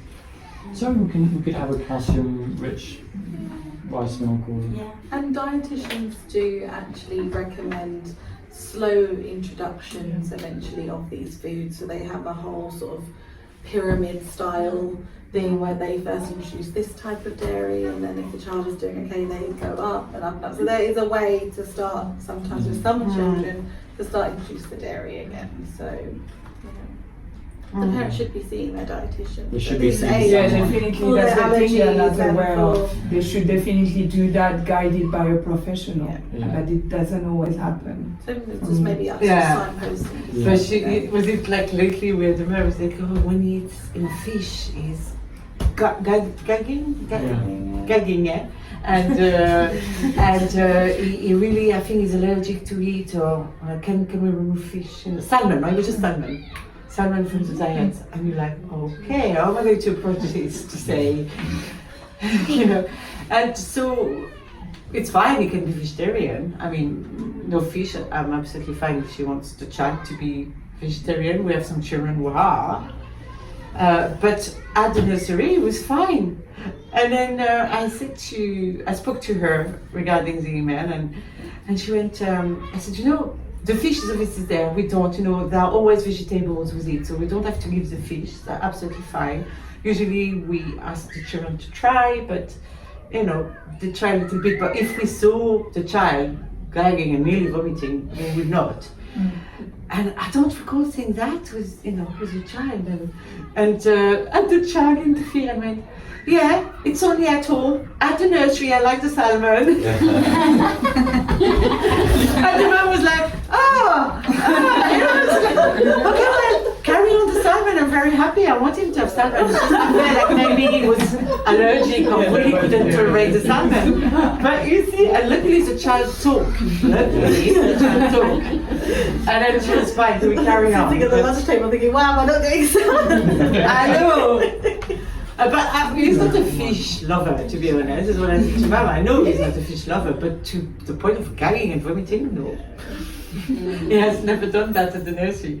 It was so funny. I love when the child talks. I'm like, here you are. You know when you look at the parents and you're like, yeah. I think like you said, like just saying that we tried to get them just to taste. They didn't have to eat it so much. Yeah. But just to get familiar with it. Yeah.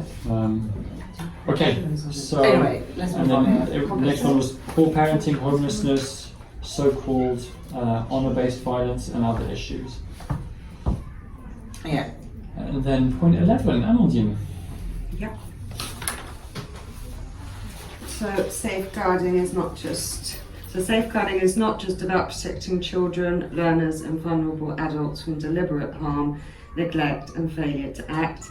It relates to broader aspects of care and education, including children and learners' health and safety and well-being, including their mental health, meeting the needs of children who have special educational needs and or disabilities, the use of reasonable force, meeting the needs of children and learners with medical conditions, providing first aid, educational visits, intimate care and emotional well-being, online safety and associated issues, inappropriate arrangements to ensure children and learners' security, taking into account the local context. E-safety, to add, we have on our staff handbook a paragraph about e-safety, isn't it, where we blocked on the iPads any access to internet. Yeah. And did we block? There is a paragraph on e-safety on the staff Yeah, and handbook, the isn't it? safeguarding policy. And on the safeguarding, yeah. So we have we Should- mentioned e-safety.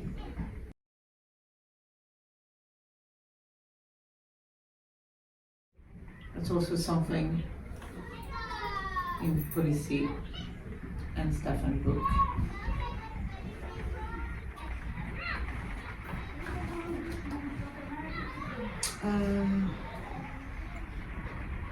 I was interested to see SEND here. It's what I was saying, induction. I've put here induction because it's what exactly we were saying, isn't it? It's not just only about protecting children from abuse. It relates to broader aspects of care and education. Ultimately, if we don't fully meet the needs of children with SEND, then we're guilty of neglect. Yeah. That's why. Yeah. So maybe within the induction to add this part of SEN that it's also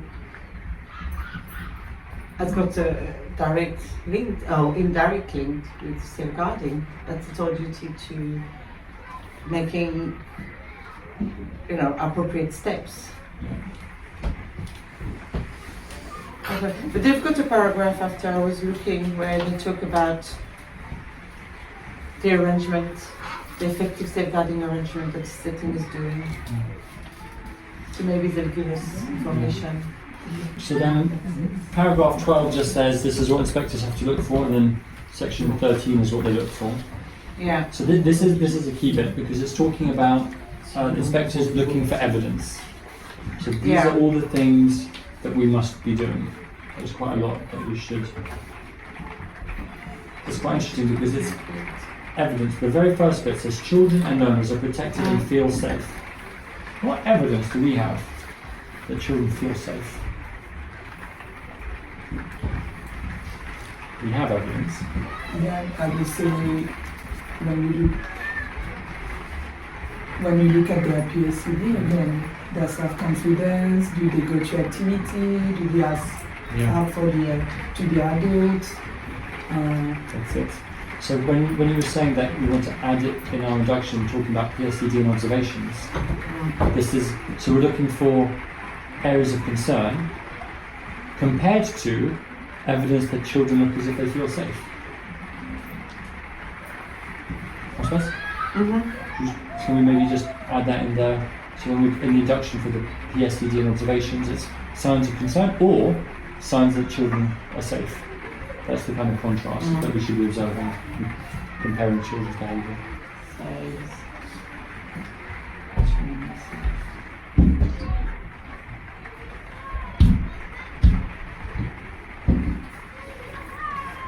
And then those who are able to communicate know how to complain.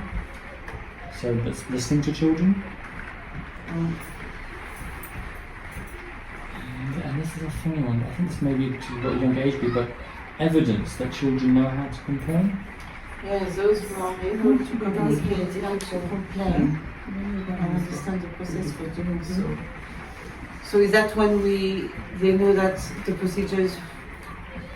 Those they're talking about the practitioner. They're talking about children. No, it's for older children. I think this is for so older my children. son, it's a 10-year-old will know who in the building he can speak to. Sorry, that's what I'm thinking. different When you concerns. talk, I'm trying to understand this So I paragraph. think the closest we can say for us is to say that the key person bond is really important.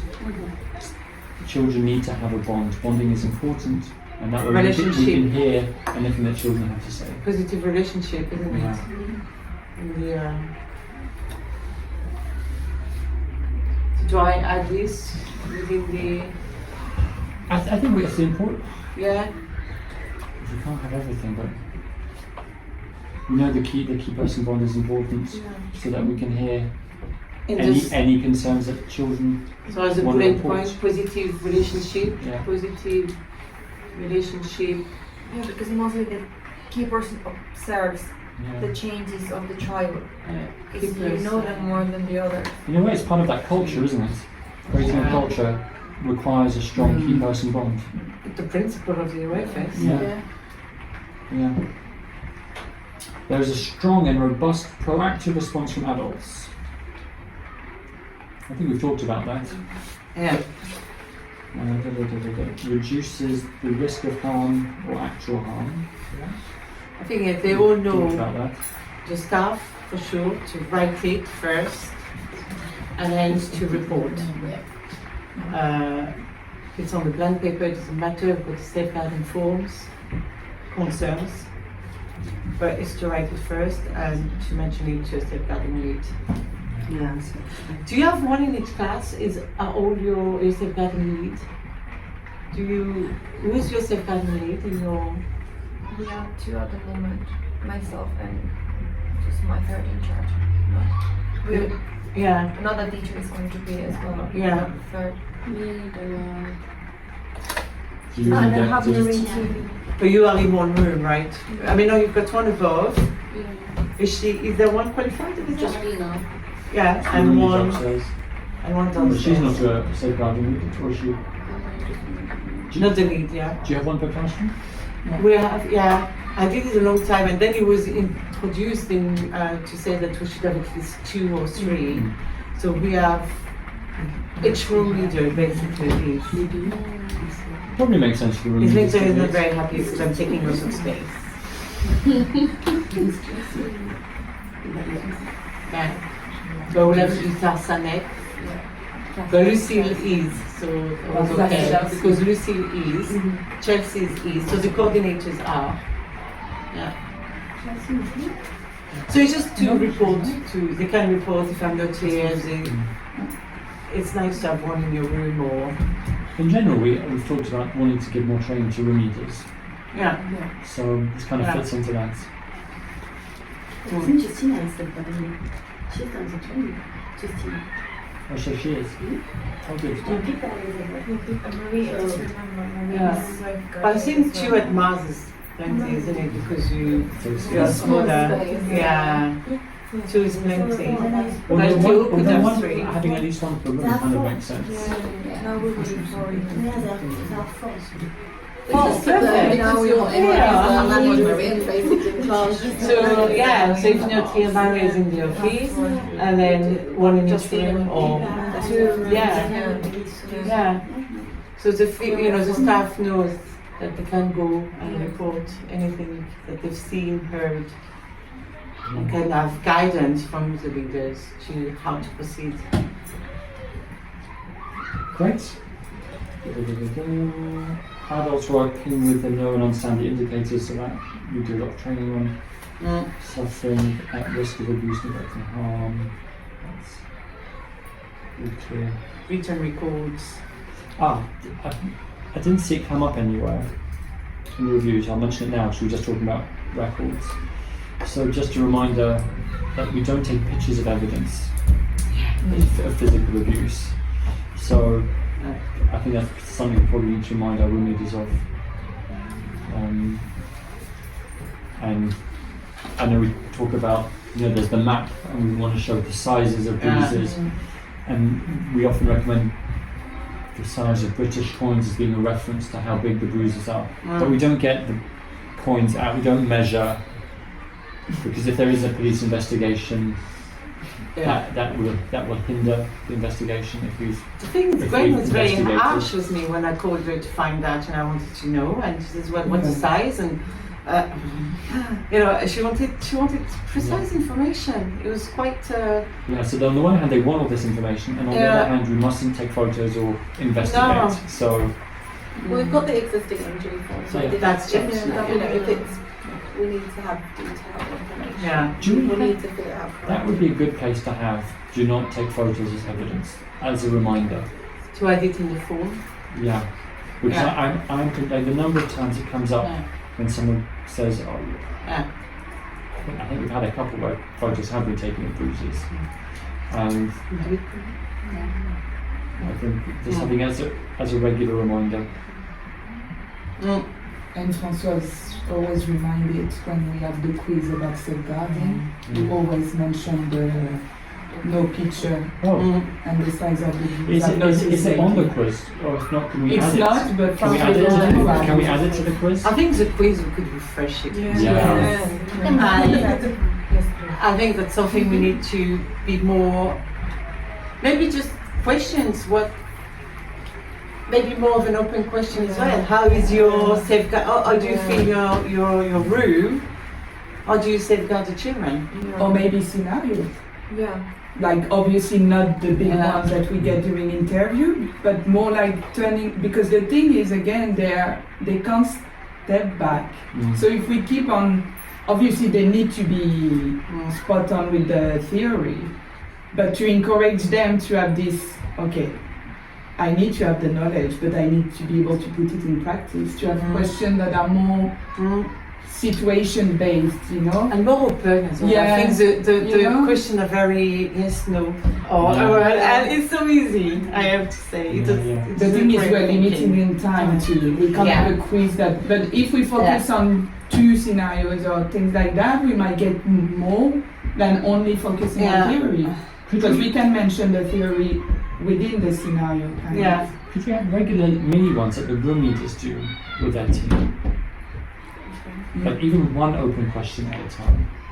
Yeah. Do Oh, them in your room, leave them in. yeah, that's what I was going to say. Do you think, when you don't do your planning, you could have just We always do something else. There's always like either Yeah, a framework, not enough time, either yeah. working like now we had the positive communication training. We are working on that when we don't because have they're the more planning. alert in small group and not at 6 o'clock in the evening, Yeah, sadly. Yeah. absolutely. So And they're I think being within their team too. when you are within a team, a smaller group, and you have a scenario, just a scenario that you can discuss for half an hour, I think it might be more, and we have plenty of them, right? Yeah. So Yeah. we can come up with plenty more. But then is that doable for the room leaders to do that in your class? Because do you do a staff meeting every week? Staff, the room leader with the team. Staff meeting. Room meeting. Yes. Yeah. Yes, Weekly. but it's 30 minutes, yeah. So, But it's only minutes. 30 minutes. Yeah. 30 minutes, but not about the planning. About the planning or Things different that they things. exactly need to discuss exactly. Yeah. So maybe Well, once once a more, term or what's they a can term to be dedicate realistic? one. We do a quiz once a year at the moment. If we increase it to once a term, Realistically. You can give the scenario before, Yeah. and they can think about it. So they're ready to Yeah, come in with things to exactly. talk about. It's half an Yeah. hour, so they can't be reading it and then thinking. No, exactly. Let them read it and then they Yeah. come in in with advance. things to say. It's what we do now. I realize if you give it at lunchtime when the children are sleeping, I give the policy quiz. It doesn't matter if they give each other answer. It's not about that. It's more about talking about. At least they talk about it. yeah. It's like at least you talk about it and you think and you have a Should we add chance that to to see. the month by month checklist? As a reminder to ask the room leaders to do. But if it's a Once term a term these is- things, it could be on the term. Could be on the term audit. Yeah. Yeah, and I'm going to add here room leaders. Do you use the termly audit to organise your work, or is that just as an audit? I think the month by month, no? Put it on both. The month to month is we ask the managers to give it to the room leaders, and then it's on the termly audit to check it's happened. Okay, that will be easier for us. Yeah. Because otherwise we don't just want to audit. We're not trying to find mistakes. We're trying to. So there's the month by month, which is the reminder to do it. Then the audit check it's happened. So you can have that on the manager's monthly checklist. That's what I meant. Not on the audit, yeah. Yeah, no, you wouldn't have all the audit on the line. Yeah, but things are really So with a termly, yeah, once a Yeah, term. once a term. So room leader to organize a Scenario, scenario. safeguarding scenario. Safeguarding scenario with team. Once a term. Yeah. Should be interesting as well, right? Do you want to? What? Okay. Sorry. Now Shall we have a break? Yeah. Do you? Document left, and we've only got under an hour, so I'm going to be just choosing some highlighted sections that I thought were kind of relevant for us to think about. So the next one, we're still on page 9. The second sentence says, babies and young children demonstrate emotional security through the attachments they form. So That's we, page 7. no, page 9. Page 9 already? We were on page 7. We were, yeah. Oh, are we? Oh, yeah. Yeah. Sorry. Okay, sorry. Fourth paragraph. Okay, so 2 hours 10. Just scrub that out. Okay, so the third bullet point: all staff and adults working within the settings are clear about the procedures. So there's that ongoing training. And there's a named and designated lead. So we'll find that. The fourth bullet point, the last sentence starts, children who are unable to share their concerns, for example babies and very young children, form strong attachment to those who care for them through the effective implementation of the key person system. So that's what we were discussing earlier. So I think it's definitely worth including it in our reminder sheets. And then So just, we put that already. we'll put it away, yeah. Yeah. And then the following one just says written records are made in an appropriate and timely way Yeah. and are held securely. So making sure that you always have passwords on a computer, for example, and that the safeguarding. Well, do you have we have a safeguarding folder, paper folder as well? Yes. And is that Yeah, you have a folder is it under and lock and key? When we lock that cupboard, yeah. do we ever lock that cupboard? Where we don't have any at the moment, but it's technically locked, but it's not unbreakable. It looks. It looks locked. Okay. Yeah. We don't have, I mean, you know, the office, we don't have the safest storage. No. Where do you keep your essentials? So you have the staff folders, that I lock, and next to the staff folder, I put the SEN children folders. And I put it down with a little key, and I put it on the top, but I mean, if you were to be inspected, it looks locked, and you can see that the keys are above. so, and if I had safeguarding children, I put them here. Yeah, around your neck. It is. The one thing is I probably would like to buy a new cabinet, you know, where we put the children's details? Yes. So this one somehow has been, you can't lock it anymore. So also before you could, and it's a shame too. I hate wasting, so you have to get rid of the cabinet because it's been dented. So maybe we can give it away to a charity shop. Somebody would want to find one that doesn't care about the key. Yeah. So it doesn't have to become waste. Or can we keep it for Kashi? For something not, Yeah? you know, that you don't have to store in the safety. In the office, the office You is know, for quite example, small. for the children 5, you know, when the children, they have their own. No, you know why? Because when you open the drawer, it cannot fall forward. No. It's not safe. No. I think I'll give it to Cherokee. So Anyway. just a reminder, it's supposed to be on the Yeah. lock and key.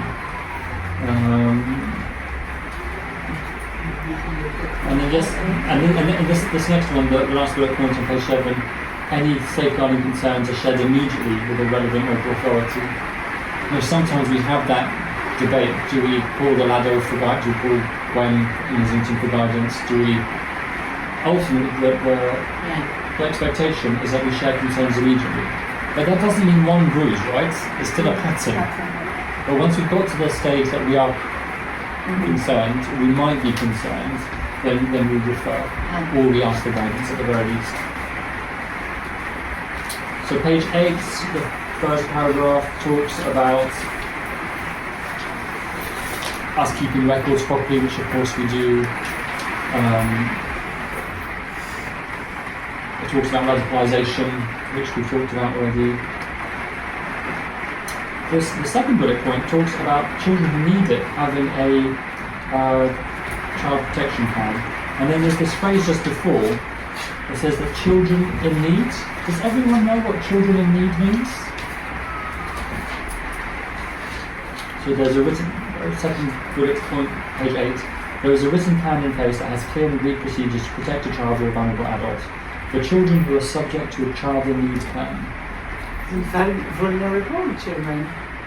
Yeah, it's like there's like a pyramid that is linking sort of with Yeah. you. So they go through, they've got their own procedures when they're doing sort of referral of concern. Yeah. So then they put them, is it this like a child protection referral or can is there yeah, services yeah. that they can put in place Yeah. to help this family to improve the welfare There of the is, child? yeah, So that's true. children in need. And so children Yeah. in need is just a phrase that you must recognise. If an inspector says children in need, they're not talking about you need to help them with a cup.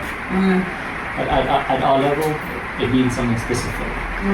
And oddly, all adopted children get classified as children in need, so they get priority for nursery places in the maintained sector, for example. But a child in need could be, so they're not yet at, so that's its own category, right, but still children in need. That's one specific example. But this would be where maybe that the children, the parents do have a history of domestic violence, so they're not yet on a child protection plan, there's no concerns about the child. But the local authority is aware that this child is in need, and maybe they have parents with learning disabilities or a history of criminality, and the family's being supported in one way or another. It can be also for more like social issues, like housing issue, or the direct to the child, but the like environment of the child, like if the family with some difficulties could have an impact on the child. So it could be a plan on the child. So I just wanted to flag that the wording children in need means something.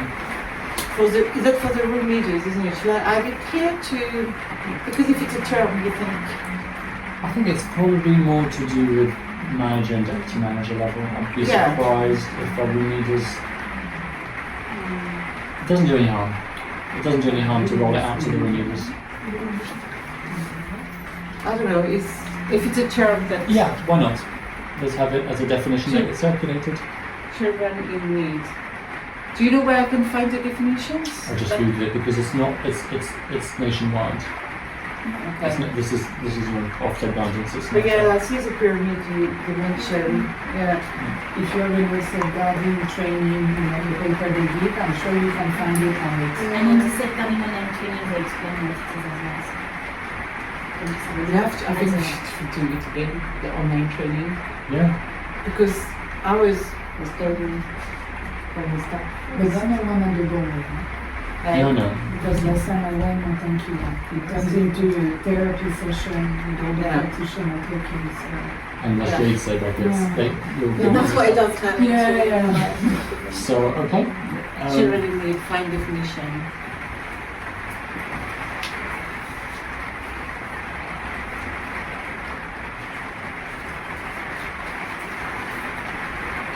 Covered a lot of. Sorry, I'm not talking, but would they ask you, it's just for me, so an inspector would ask you, do you have children in need? Something like this.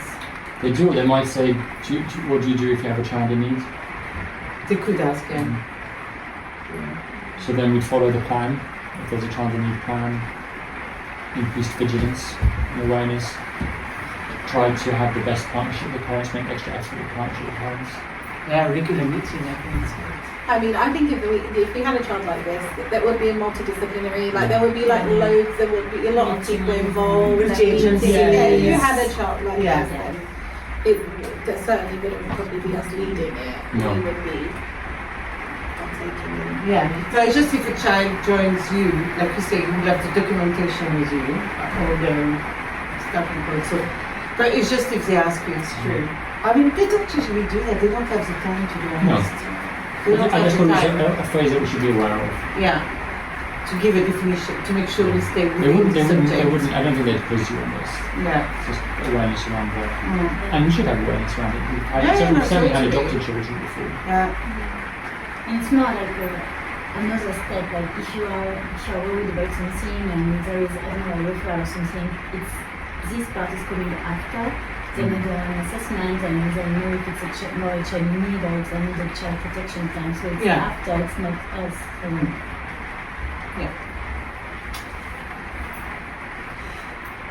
So then we've got a bullet point about children going missing, which that'd be us losing a child. We don't have our children too young to kind of Yeah. to go missing during the day. Yeah. by there, it'd be us. So that's a different point. And then it says any risks associated with children and learning, offending. So there's misuse of drugs, alcohol. These are just good points just to be aware of for parents as well. And what we do for that, we talk, and there are plans and help in place that help reduce the risk of harm or actual harm. So I think we refer to British values and being aware of their domestic situation.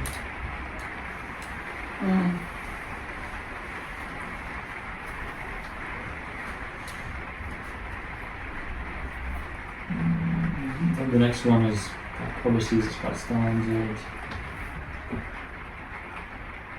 There's a bit at the top of page 9 that I really liked. The first bullet point on page 9. So leaders and staff make clear risk assessments. I'm not sure if the people watching the video, I think everyone in the room knows the difference between risk assessment and a safety check. So risk assessment is when you assess what the risks could be. So if you're going to go on a new outing, you assess what the risks could be. Or we have the whole school risk assessment. All of those are risk assessments. And then what we do every day when we check is we're just doing a safety checklist. We're not assessing new risks every morning. That's not what we're doing. So it's not the risk assessment, it's a safety check. We're just checking that we're doing a visual safety check.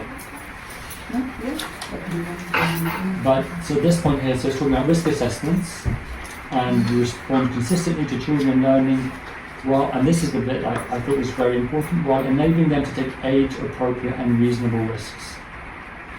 So this really is a health and safety point, really, is that we're not trying to reduce the risk of harm to zero, physical harm to zero, because that wouldn't allow them to take part in age-appropriate growth and development for their physical development. Because that would be wrapping a child up in cotton wool, and I think in the sector, maybe less now than 10 years ago. 10 years ago there was a real emphasis on protecting the children, and you must never forget the intended benefit of the activity. So that's... It does say what of the three health and safety policy, and it's one of the questions during the induction, measuring the risk. So it's nice to see it on the inspector handbooks. The next paragraph talks about bonding, children feeling secure, the attachments that young children form. And the next one, page 9, third bullet point, positive behaviour is promoted consistently. Now LTO have a positive behaviour coordinator, which I thought was really nice. Does LPE, Mars? You have well behaviour coordinators me. Oh yeah. Well, positive behaviour. But when we have the quiz, I always say to the girls that we are all responsible for it. I'm in the office. The manager or one person can't see everything that happens in the room, and that's constant. So everybody has got, from the training we had, has got an action plan in their room, and it's part of the golden rule. So when we talked last time at the managers meeting, where we would review the positive behavior policy, we had a look already, and we said did you manage to do it at the end of day, to look at the golden rules, review it with your, and we said we would. So now I expect that yours and mine could be different. It's not going to be, we may have, on the quick link, LP, LTO, positive behavior. I think that it might need to be moving up to the section 1, the positive behavior, because and it's normal. It's something that's going to be adapted to your setting. We can't have the same. It's going to be positive behavior, of course, but the way how we're going to do what you've chosen. Yeah. So just for the deputy manager, people who are not familiar, so section 1 of the policies is individual for each nursery. So for example, we're expected to name the safeguarding officer in our policies. Some inspectors want to see a name, not just a title. So since that has to be different in every nursery, obviously it's in section 1. So section 1 is individualised per nursery. And then section 2 is standard across all 3. And we might have 1 or 2 sentences that are different within it. It might say LPE does this and Mars does this, but they're minor little tweaks. But I think this one will So have positive to be- behaviour might be what we'll consider moving it across to section Yeah. 1 to be individual. Have you rewritten your policy or is it something to, there needs to be, and then maybe we can send it to Pauline and she puts it on the quick link for each of us? Because it is highly linked to that, isn't it? Like you say? So I don't know if that policy mentions the next few words. Staff use effective de-escalation techniques. No. It's interesting because we've had a child at Mars and their behaviour has been a little difficult. And educational psychologists, and it's really interesting the wording that the educational psychologist would like us to use with that child, which is working, compared to the language of positive behaviour policies we use. It's like very firm, and it's like that you remind that child that they did not have a good day yesterday, and today is going to be a better day, and it's just. It's very interesting. So this is from an educational psychologist. We've got what they want us to say and the ways they want us to be with the child, and it's working for this child. How old is the child? 3. 3? And it's very different compared to positive. It's been kind of funny we've been speaking about quite a lot, and you're saying things are different between each nursery, but also between each child. And then the de-escalation, the way that you're, language you use. Well, here the guidance is clear that we should be using positive behaviour. Of course, if we've got specific guidance, then on a case-by-case basis, they might be appropriate, but I don't think it's for us to start using that further No, language it's just interesting because we're using that with one child in front of the other in front child. of other children. She's kind of singled out. We have a plan, an action plan for both classrooms after the training we had. Yeah. And it's interesting to see that we had to make a slightly different action plan for the French team and the English team actually.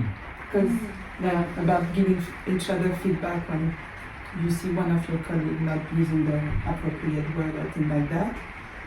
In the French team, we will say to each other discreetly, obviously. In the English team, they were struggling with them going to their colleague. Yeah. So they put a secret code where when they say bubble, it's a good thing, and pop is when your colleague has said something. And at the beginning, I was like, and actually, I'm quite impressed by the impact it had on the dynamic of the whole classroom. And I'm like, that's when you have to adapt to the team you're working with. You can't have a That was the tip. What about the children, individual children, which is a de-escalation? So you have the 2 years old and the 3 years old. We have a plan for that. And likewise, she will be clear at the training that with the 2 years old, you don't do it, you de-escalate a certain way, but not. We didn't go in. Well, if we had cases like we had a child maybe who was autistic and we found out about the girl autism, which is so different, that then you might need to do something specific, but then you will need help with professionals. Yeah, but that will be a different case. We have That to have it a turns general out, guideline for all the children, and obviously when the children have special educational needs, they will have a plan, an action plan, and there will be other But that's specific to individual needs of children and learners. This is what I mean. It's like you're talking about an English philosophy of doing things, but it's within the team. But here, staff use effective de-escalation technique that are specific to the individual needs of the children. So that's a really great example. We had a meeting, just a regular meeting with Marina yesterday. We were just going through the action plan, and we kind of were doing a new format, coming up to a new format, and I think positive behaviour came up, and we had it in the general section, which is where it was before, and that's where it was now. And we were looking at it and we said, actually, it'd be really good to have it in the, not in the nursery action plan, but have it in the room action plan, and then have the child's name. Because it's like, we've got a specific child, we had three or four, we've got one now. And so this is not a generic action plan. This is we're doing something specific for this child. So I think that's the evidence. Remember, this whole section is about the evidence that inspectors are looking for, and that they're looking to see that we have a strategy specific to the individual needs. So we've got our policy, and then in our action plan, in the room basis, we should have the child and what are we doing for this child, and then we can evaluate it, and either we continue it, or we don't need it anymore, or we've got to try something else. I think each time our plan, to be honest, the general plan, where of course we meet with the parents, this is what we're going to do as a nursery, but it's general, it's the plan that we It set up. depends. We made a special one for Miss X. Yeah. So that's the there's first, the general yeah. one. And it So if happened before. needed, then you do a specific one, otherwise it stays generic. I would also say, because we have spoken about this quite a lot, the behaviour concerns folder that we've kind of created in, I don't know if you have one, but we've created in Mars and What did you LTO. create? It's a behaviour concerns policy, behaviour concerns folder. There's certain children there that we have concerns about. We're not going through like referrals yet. But they also keep saying they have to be reflected. Like we have to reflect what we're doing and writing in there, is this working, is this not working? Because if it is, that's great, we can use that perhaps for other children, but if it's not working, then we need to change it. And yesterday I was reflecting about that, and when we were discussing about the children who have been like achieved the positive behavior part, and I was reflecting what we implemented, how we dealt with that first child who stopped having that behavior and the current child that we have.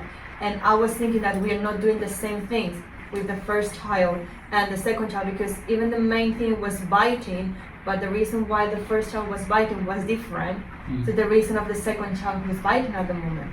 So we are also dealing with the children in a different way, and it's, I think we need to add as well how we're doing these kind of things before the other one.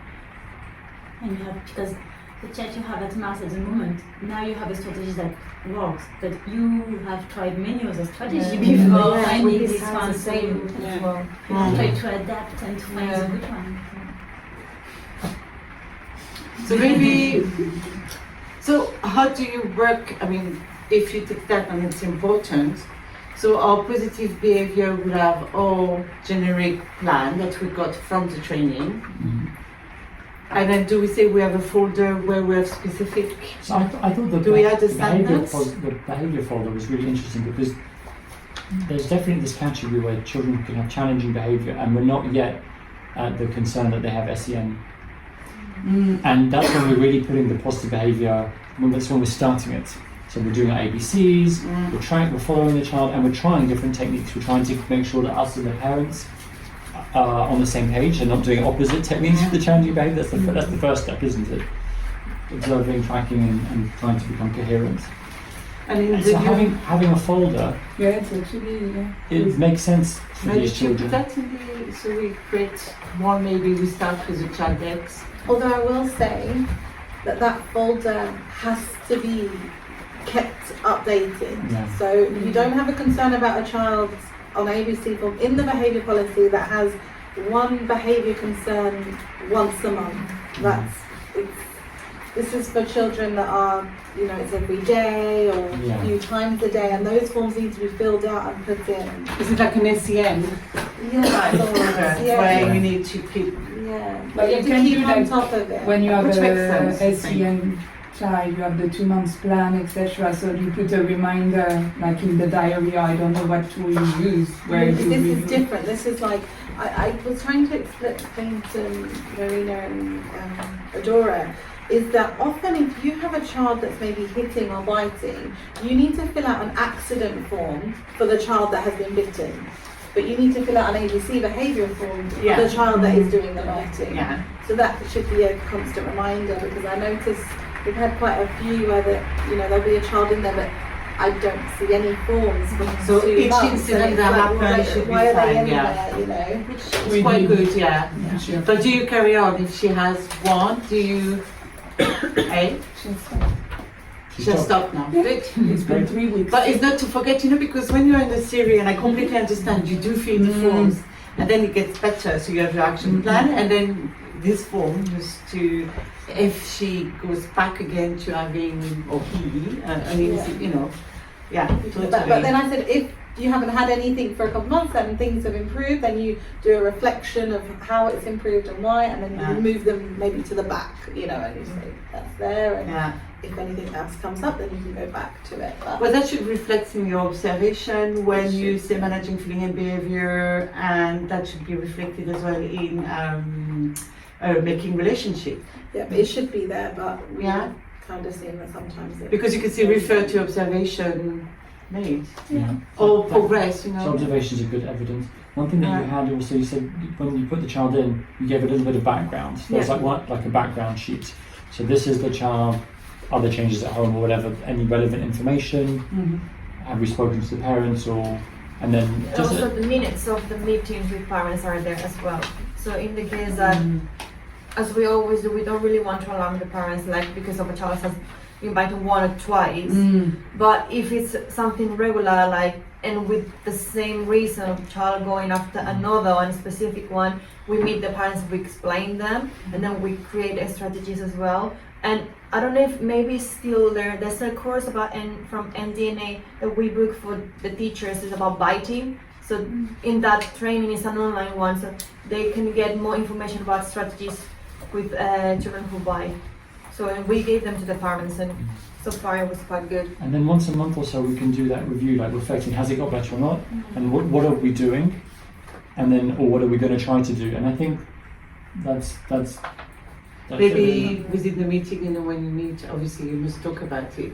But it's to remember, like you said, to stay in discussion with the team, meeting, search, see, It's I'm just one going of to these focus on things. this. It's like SEN, with the kids. You need to remember that the therapist came and read, and If you have Yeah, a visit. file up there and you're stating that you have a file, Ofsted can want to see it, and if it's completely out of date, then it doesn't fit with anything Should we that add you're it? saying. Should we add it to the audit? Check. I've already got it. George, it is going to be more It's getting longer. But to that point, behavior and attitude is a new criteria. So, I know we're linking to safeguarding, and obviously there's a paragraph about positive behavior, but it's also behavior and attitude. This is a new judgment with a new grade descriptors. The current judgment of personal development, behavior and welfare has been split into two separate judgments. Behavior and attitude, and 2, personal development. Yeah. So they're definitely going to look at this. So knowing that you start with the safeguarding, and like I say, it's in your culture, it's, we integrate it, isn't it? And that we put, that's why I'm going to add it, positive behavior policy, and I'm going to add the word, so are we going to do it before I add I think we should do it. Yeah, we must make sure to do it. So you guys are already doing it, we must make sure we do it then. So then, what I was suggesting is that on the action plan, then you can refer, if you've got a more specific plan on the action plan, you can refer to the folder. And then I think on the formative reports, we should be making some sort of, if we've got concerns. Now we had a big debate. So we don't want to alarm the parents. So we thought we could maybe put in brackets AP or something that we then have evidence. If we're looking at one from last term or 2 terms ago, we can show the inspector, look, it says AP, that's the action plan, and if the parent asks, we just say it was approved. So that we don't be sharing our action plan with the parents necessarily, not the whole thing. We might want to have evidence that we don't. So I think we just put initials, AP, it's like a bland. Now I was thinking about that yesterday, because when the teacher write down the reports, of course, we try to be the more positive we can. And of course, the parents know if a specific child has been certain behaviors. But during the report, the teacher tried to be positive and saying that we're working with this. Should we specify a bit more, or just something general, and then add the AP and go straight forward? I think it's hard to give a generic answer. On the one hand, we do want to be positive. On the other hand, we don't want to be hiding things from parents. Okay. If there's a chance that the child will be referred, and we're going to be asking for a referral, and everything they've had is positive, positive, positive, positive. Yeah. We need to make a referral. They're like, what? Exactly. So I think we've got to be careful with the wording. Because so far what we're writing is this child is improving, or with the teacher support, they're improving their behavior when they, like, let's say, approaching another child. If we can sign, that sounds a little bit too positive to me. So maybe we're working on, Okay. or this child needs support in. Okay. Yeah, because with the child I was talking about, as a key person, I had to reach that stage where the word I was using were less, how can I say that, were a bit more direct. Because the parents were refusing to have a meeting. Yeah. And it reached that stage where I was like, I need to change the way I'm communicating Yeah. because it's not clear enough for them. And it's not fair otherwise on the parents. Yeah. Like, we want to be reassuring, but if there is something that we're concerned about, we don't want to scare the parents, but we should be saying something. At Mars, where we have the private educational psychologist, that happened because we were really firm with the parents. They refused to acknowledge any issues for ages. We had asked them for meetings. Adora met them several times and spoke to them. They didn't want to listen. But this is where you want to say maybe a safeguarding issue for neglect. That's the thing. Is it? Are we That's neglecting the why- child's yeah, needs? yeah. That's one thing. So, Yeah, and it's hard to say that to the parents. You know, do I need to start a procedure for safeguarding, for a safeguarding issue, and I feel like we're neglecting the child. But in the end, it's more important to do the right thing for the child than to be nice to the parents. Yeah. Yeah. And the emphasis comes down to if we're Yeah. clear enough with our communication, it shouldn't end up in a. I think we're actually almost complicit sometimes in wanting to be nice and harmonious with the parents and not upset anyone's feelings, and we keep it in a little bit. So I think we should be I think we clear. have a duty to the next setting as well, Yeah. because we're sending our reports to all of the schools. If we're if everything's all fluffy and bright, and the next school is like left with this. Is it what age stage? So she tried with the parents, she sent, they were not doing at home what the plan was. So sending it by email was quite interesting when she said send it to parents by email so they can see it written, they have it with them at home, you know the plan you have established, or you do a photocopy and give it to them. And then she said the last term, and then, listen, your child is not going to, going to school after normal duty, and you can tell, isn't it? This at the end, she had to tell the truth to the parents, saying your child will have problem when they go to It's school. It's also not fair to wait till then. No, she did. Oh, she she did. tried. Sarah's. Okay, Yeah, yeah. you can tell that she she tried. knows. She sent emails. She tried to have a meeting, but parents were completely. the And parents don't want to label their children too early. No, she didn't think it was working an in partnership issue. with parents isn't lying to them and Mm. telling them Yeah. everything is great. True. Working in partnership with parents means Yeah. making them understand what the reality is. Yeah. So we're gonna Nice one. we're gonna have to move on. We have to move on, but can I just say that characteristic of learning, when we said PACD, here they mentioned the characteristic of learning. It's a great way to change to observe the change. Yeah. So I'm going to ask, in this section when we said Observing changing behavior. signs, Yeah. signs of Because in a way, I think that's also far from the, at least from the practitioners, when they are working with the children, they really forget the characteristics, they really forget about them, and some of them they don't even remember them. Yeah. So, But it's worth mentioning that we observe the characteristic of exactly, effective learning so, as well as Yeah. noticing the PACD. Okay. Because it does say. So on page 10, identify help. Help, that's all fairly standard. It talks about the culture of vigilance on point 17 on page 10. We've talked about culture, so it's again part. So this theme of culture seems to come up regularly. On page 11, we've got a point. Third point up from the bottom, staff are supported and have a good awareness.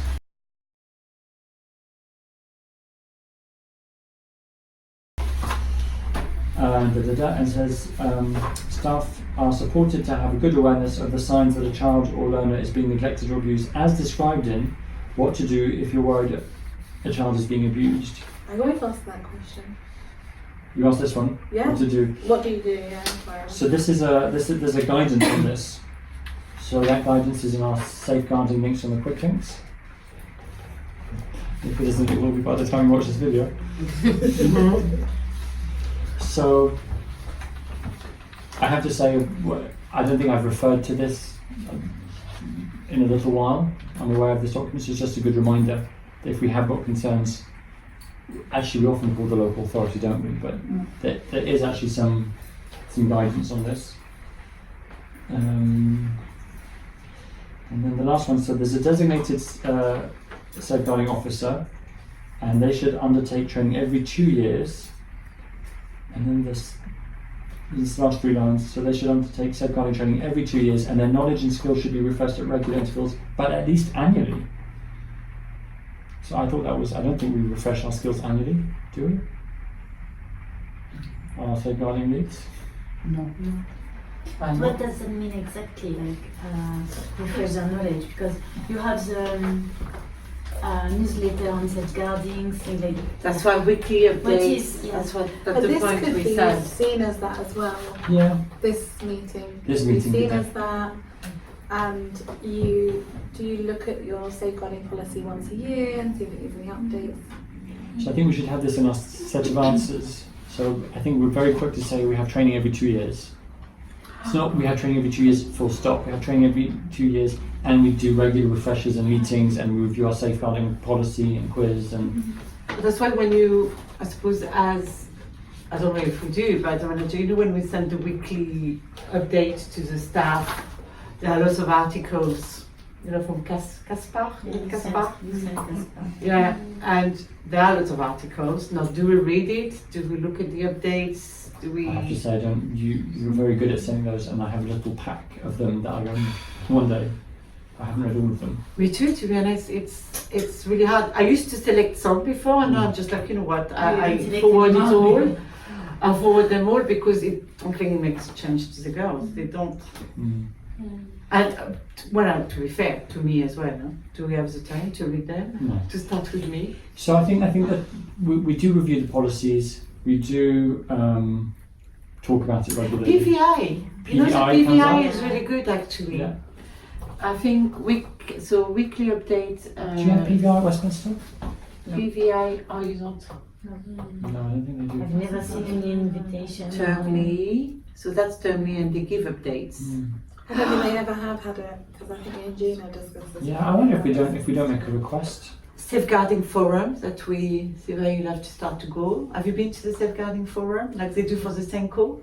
Have you been? No. I went to the last one. I said, okay, I'll give it a chance, because usually we take it in turns to go to Islington. We're like, oh gosh, it's torture. And you'll have 5 minutes, which is interesting, for 3 hours of, because like you said, they mix voluntary with I don't know, most of it is the not challenges the really. voluntary sector have is so different to our Exactly. It's So- very interesting, but yeah, it's not. But it was actually a training, and I've forgotten what.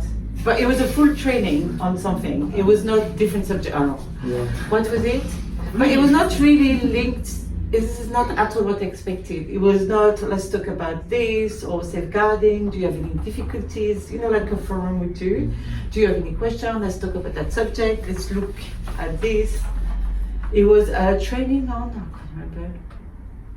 Which is okay, but it didn't teach me anything. So yeah, if you get newsletters or something for occasional updates or refresh, either you read it or you go on a training. Just something that Yeah. it's not just I've done my training 2 years ago. Full stop. So give it It's alive. It really also ties into this idea of the culture. It's alive and fresh in our minds. And to be honest, Laura Henry as well, she does, an annual forum. Yeah. It was a bit what the PVI in Islington did. It was a training, so it is interesting because, like, if you went to Laura Henry, I think I really liked some of the subject because they didn't just look at the safeguarding, how to do the procedures, but what is the child feeling? So the stress impact. How can you help to smooth? And they were explaining what happened in the child's brain when they are being abused. And it was more on the psychological side, which is much more interesting. And like, this is what will make it interesting for us, for the girls, a mini version of that, but to explain, the impact that a child being abused can have. And that's why we have to safeguard the children because it has an impact on their learning. And this training, I really enjoyed it. Self-regulation.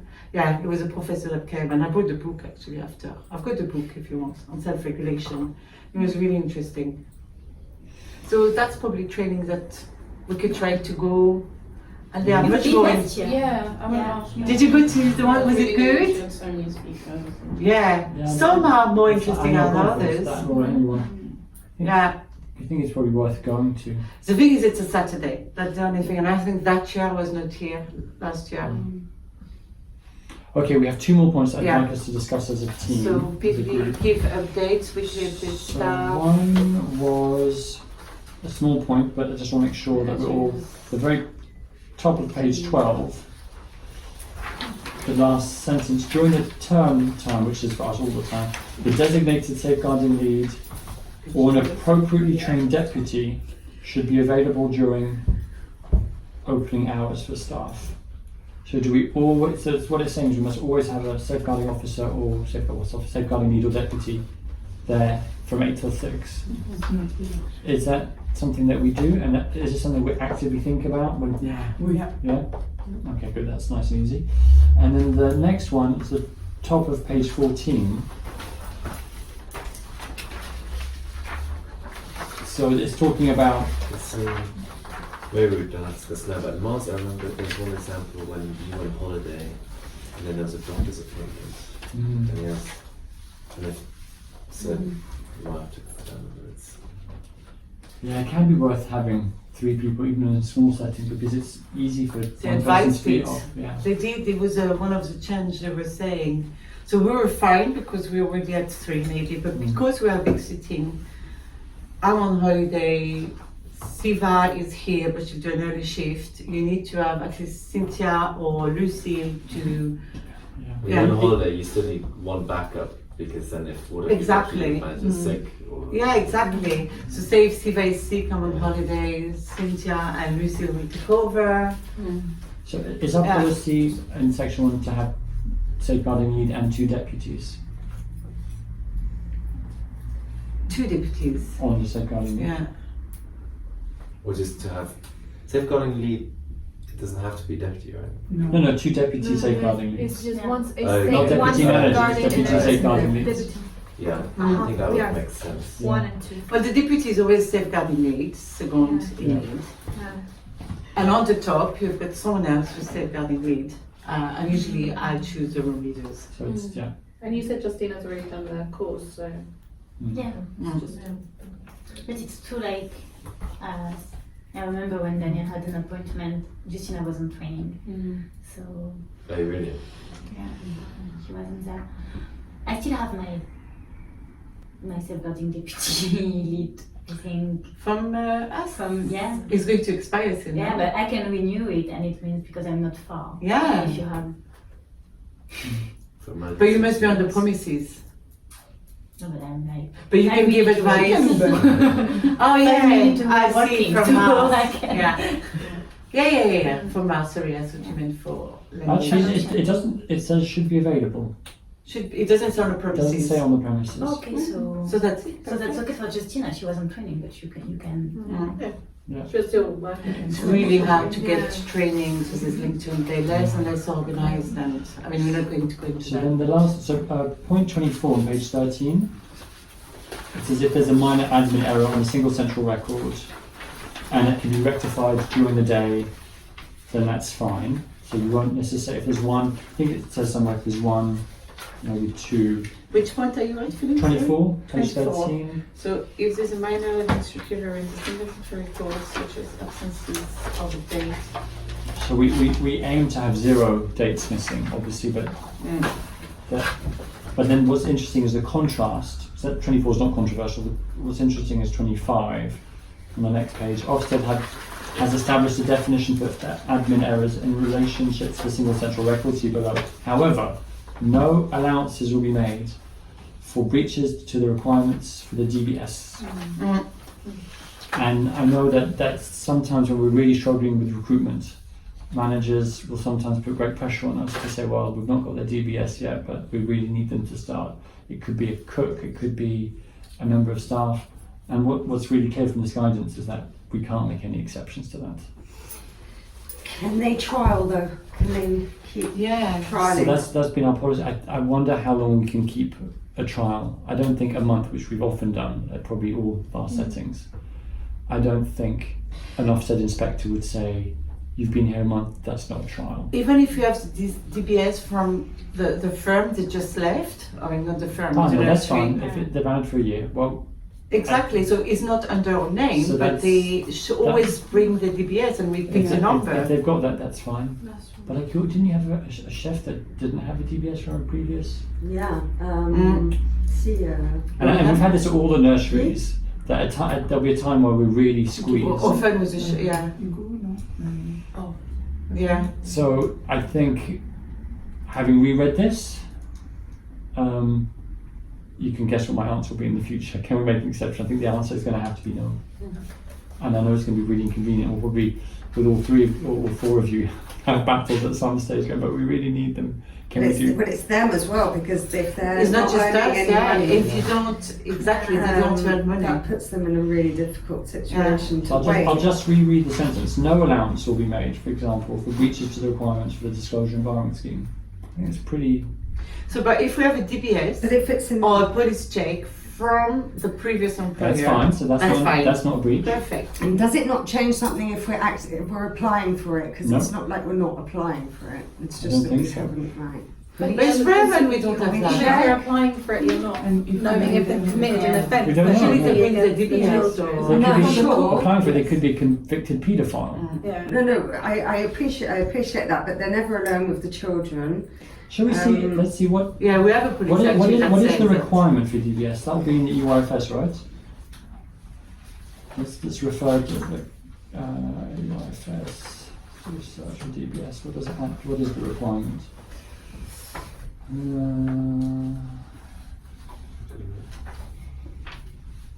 So where a person is disqualified, the employer must not employ that person in connection with the earliest provision. So if we don't have their DBS, how do we know if they're disqualified or Well, not? For example, lately that we've been doing recruitment, we don't really ask them to sign the contract. We haven't received the DBS. But yes, but then if we've got them on our premises for a month, I know, but oh yeah, but we don't do that. I mean, Well, we do. Well, we But do. We never leave them alone with the children. We treat them like somebody from agency, so And they have DBS. But agencies. Yeah, that they have have DBSs, DBS. yeah. Yeah, but And it's you too ask to late. see them and photocopy them. Yeah, That means that they'll have to stay home until we get their DBS. Which is, there's a risk that they could find another. Well, in that job. case, we're going to have to look into potentially paying them then, whilst they're not there. that we can certainly consider that. Just rereading the. I suppose they could possibly do all training Yeah, that's what I was about. before. yeah, that, but Sometimes we do that. All the online induction, training. Yeah, but that's what basically the last. Yeah, but we do latest- that. Yeah, We that's do what that. we do We do it that. as well. It's just a DBS. No. But No, how DBS long does it take? It's 2 quicker. weeks, 3 weeks. Depends. It 2, 3 depends. weeks. Sometimes Sometimes we- yeah, sometimes 2-3 days. Yeah. And some Oh, of 2-3 them- days? The Yeah. French one, they can Sometimes, get 48 yes. hours. I think they have had Yes, that. last Not sufficient. 1.5 people. Because we don't know if So, they've been disqualified it's here. one of the French Quicker than it used to be. applied. It's And if they've Sometimes arrived, it's it's like alright. 2 days and not as young. Yeah, it took her almost Because it's 2 weeks. automatic, they're doing it like. Yeah, you usually just have to wait it's for the 3 post. weeks. Yeah, almost, but she had DBS before. So, but this girl was French.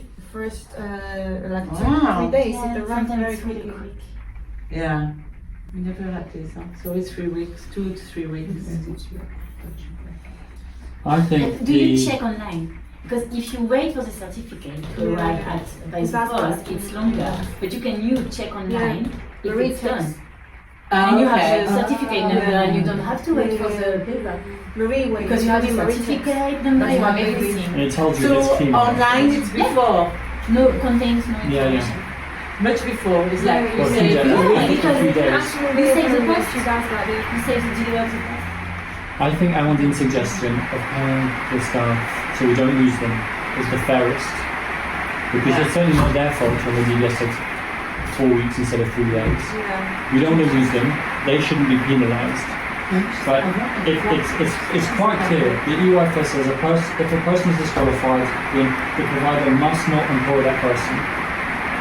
And then the inspection handbook says that we can't make this. There can be no exceptions to that. So I think we've been a little bit too flexible. Yeah. Because there's pressure from the candidate and there's pressure from the teams and from you. Like you want someone in the kitchen or in the classroom, or like the reality is it's really hard. But this is actually is non-negotiable, isn't it? So then, if we, let's say, start paying this person and at the end the DBS is not right, how do we proceed after? How do we do after? But does that mean we can get a temp while we're waiting? Yeah. Well, if we need a temp for our staff members, then we need a temp for our staff members. What would be the limit of length of the trial then? What would be the maximum that we would consider that acceptable? 1 week, if they can. A week seemed like a reasonable. Yeah. A week, so a week, and then we could say. And then we can do the inductions, which actually it's should like be. We should 2 probably. weeks We're going to be doing exactly. some videos as well, so we'll have probably a week's worth of induction that they can do at home. You know, like at the moment, say we have married. Luckily, we have. She never lived in UK, so we have a police check from France, but she doesn't have a national insurance number, so I can't do. Yeah, you can. You don't need a national insurance number. They always ask it.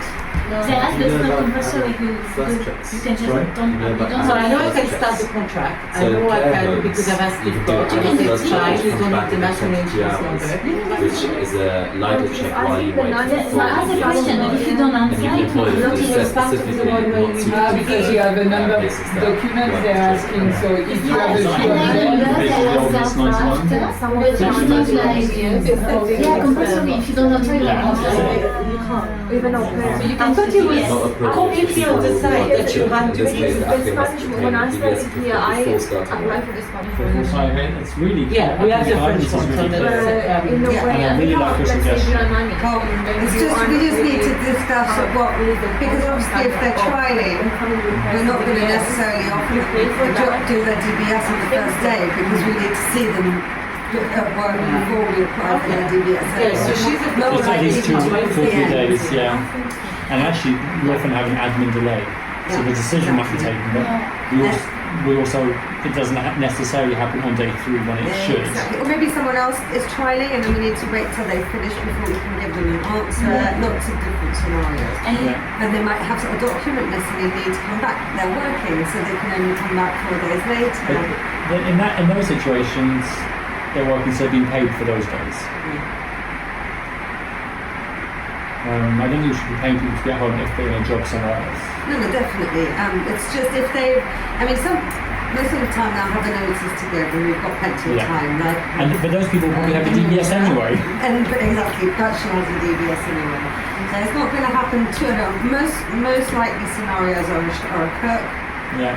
That's the most likely Or scenario. foreign staff. Or exactly. Or foreign and French staff, especially if we can't accept the casier judiciaire. I think so that we do on top. I don't think we've ever been asked about foreign checks, although it is a requirement I think to do. But inspectors are not aware of that, but we do it anyway, right? So and sometimes it's not only DBS, it's references. Yeah. yeah. So you can have the DBS quickly, but you are waiting ages to have a written reference. Talking of references, and this is safeguarding and safer recruitment. I think maybe it's not in the points. Maybe it should be. So we should always get our references. A way to speed it up is often to call, to phone the places. The other, so a few little points. One, we shouldn't just use the contact name and email address that they've given us. We should look up the contact details ourselves. What we don't want them is them giving their friend who works there. And we want to know it's from a manager who's got the information about disciplinaries and safeguarding, and not just the person they go on well with who might not know that, or who does know it and going to lie. Or they could just write an email address that goes to them, and they write their own reference. So we should always independently find out who we're asking. And for room leaders and above, we should always speak to the person as well as the form. You're much more likely, if they've got some concerns, they're much more likely to tell you than to put it in writing. We'll get a much more honest answer. So for room leaders, deputies, managers, always speak to someone about it. And if the reference comes back and it seems a bit vague, maybe they'll tell you a bit more. Do we ask the question, would you employ this person again? Yeah, Yes. we do. So if they say no, always cool, even if the rest is kind of bland and generic, always cool. I would certainly say a lot more than I put in writing, and I'm not alone in that. When you're doing a reference and you wouldn't hire that person again, how would you say that this is not nice? How would you say that?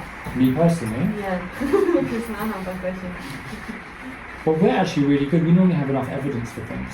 The one thing that you have to be careful of is saying something that could always be repeated, and then if there's no evidence, you can't back it up. But we do one-to-ones, we have supervisions, we have proposals, we've got tons of evidence. If we're not happy with someone, we'll have the paper trail. So then I'd quite happily say, well, we were concerned with this and with that, and we try not to ruin people's careers, but at the same time, you know, if someone needs to work on something, like, we need to work on it. Okay, that takes us to 12:15. I think that's all we're going to have time for. We've covered the main points. So, but you've got the inspection arrangements for ending serious incidents, sorry. So, which we do. So, sorry, page 22, there was one more highlighted thing that we Page referred to. 22. Yeah. But I think we should get a little bit more information on that big paragraph. There's a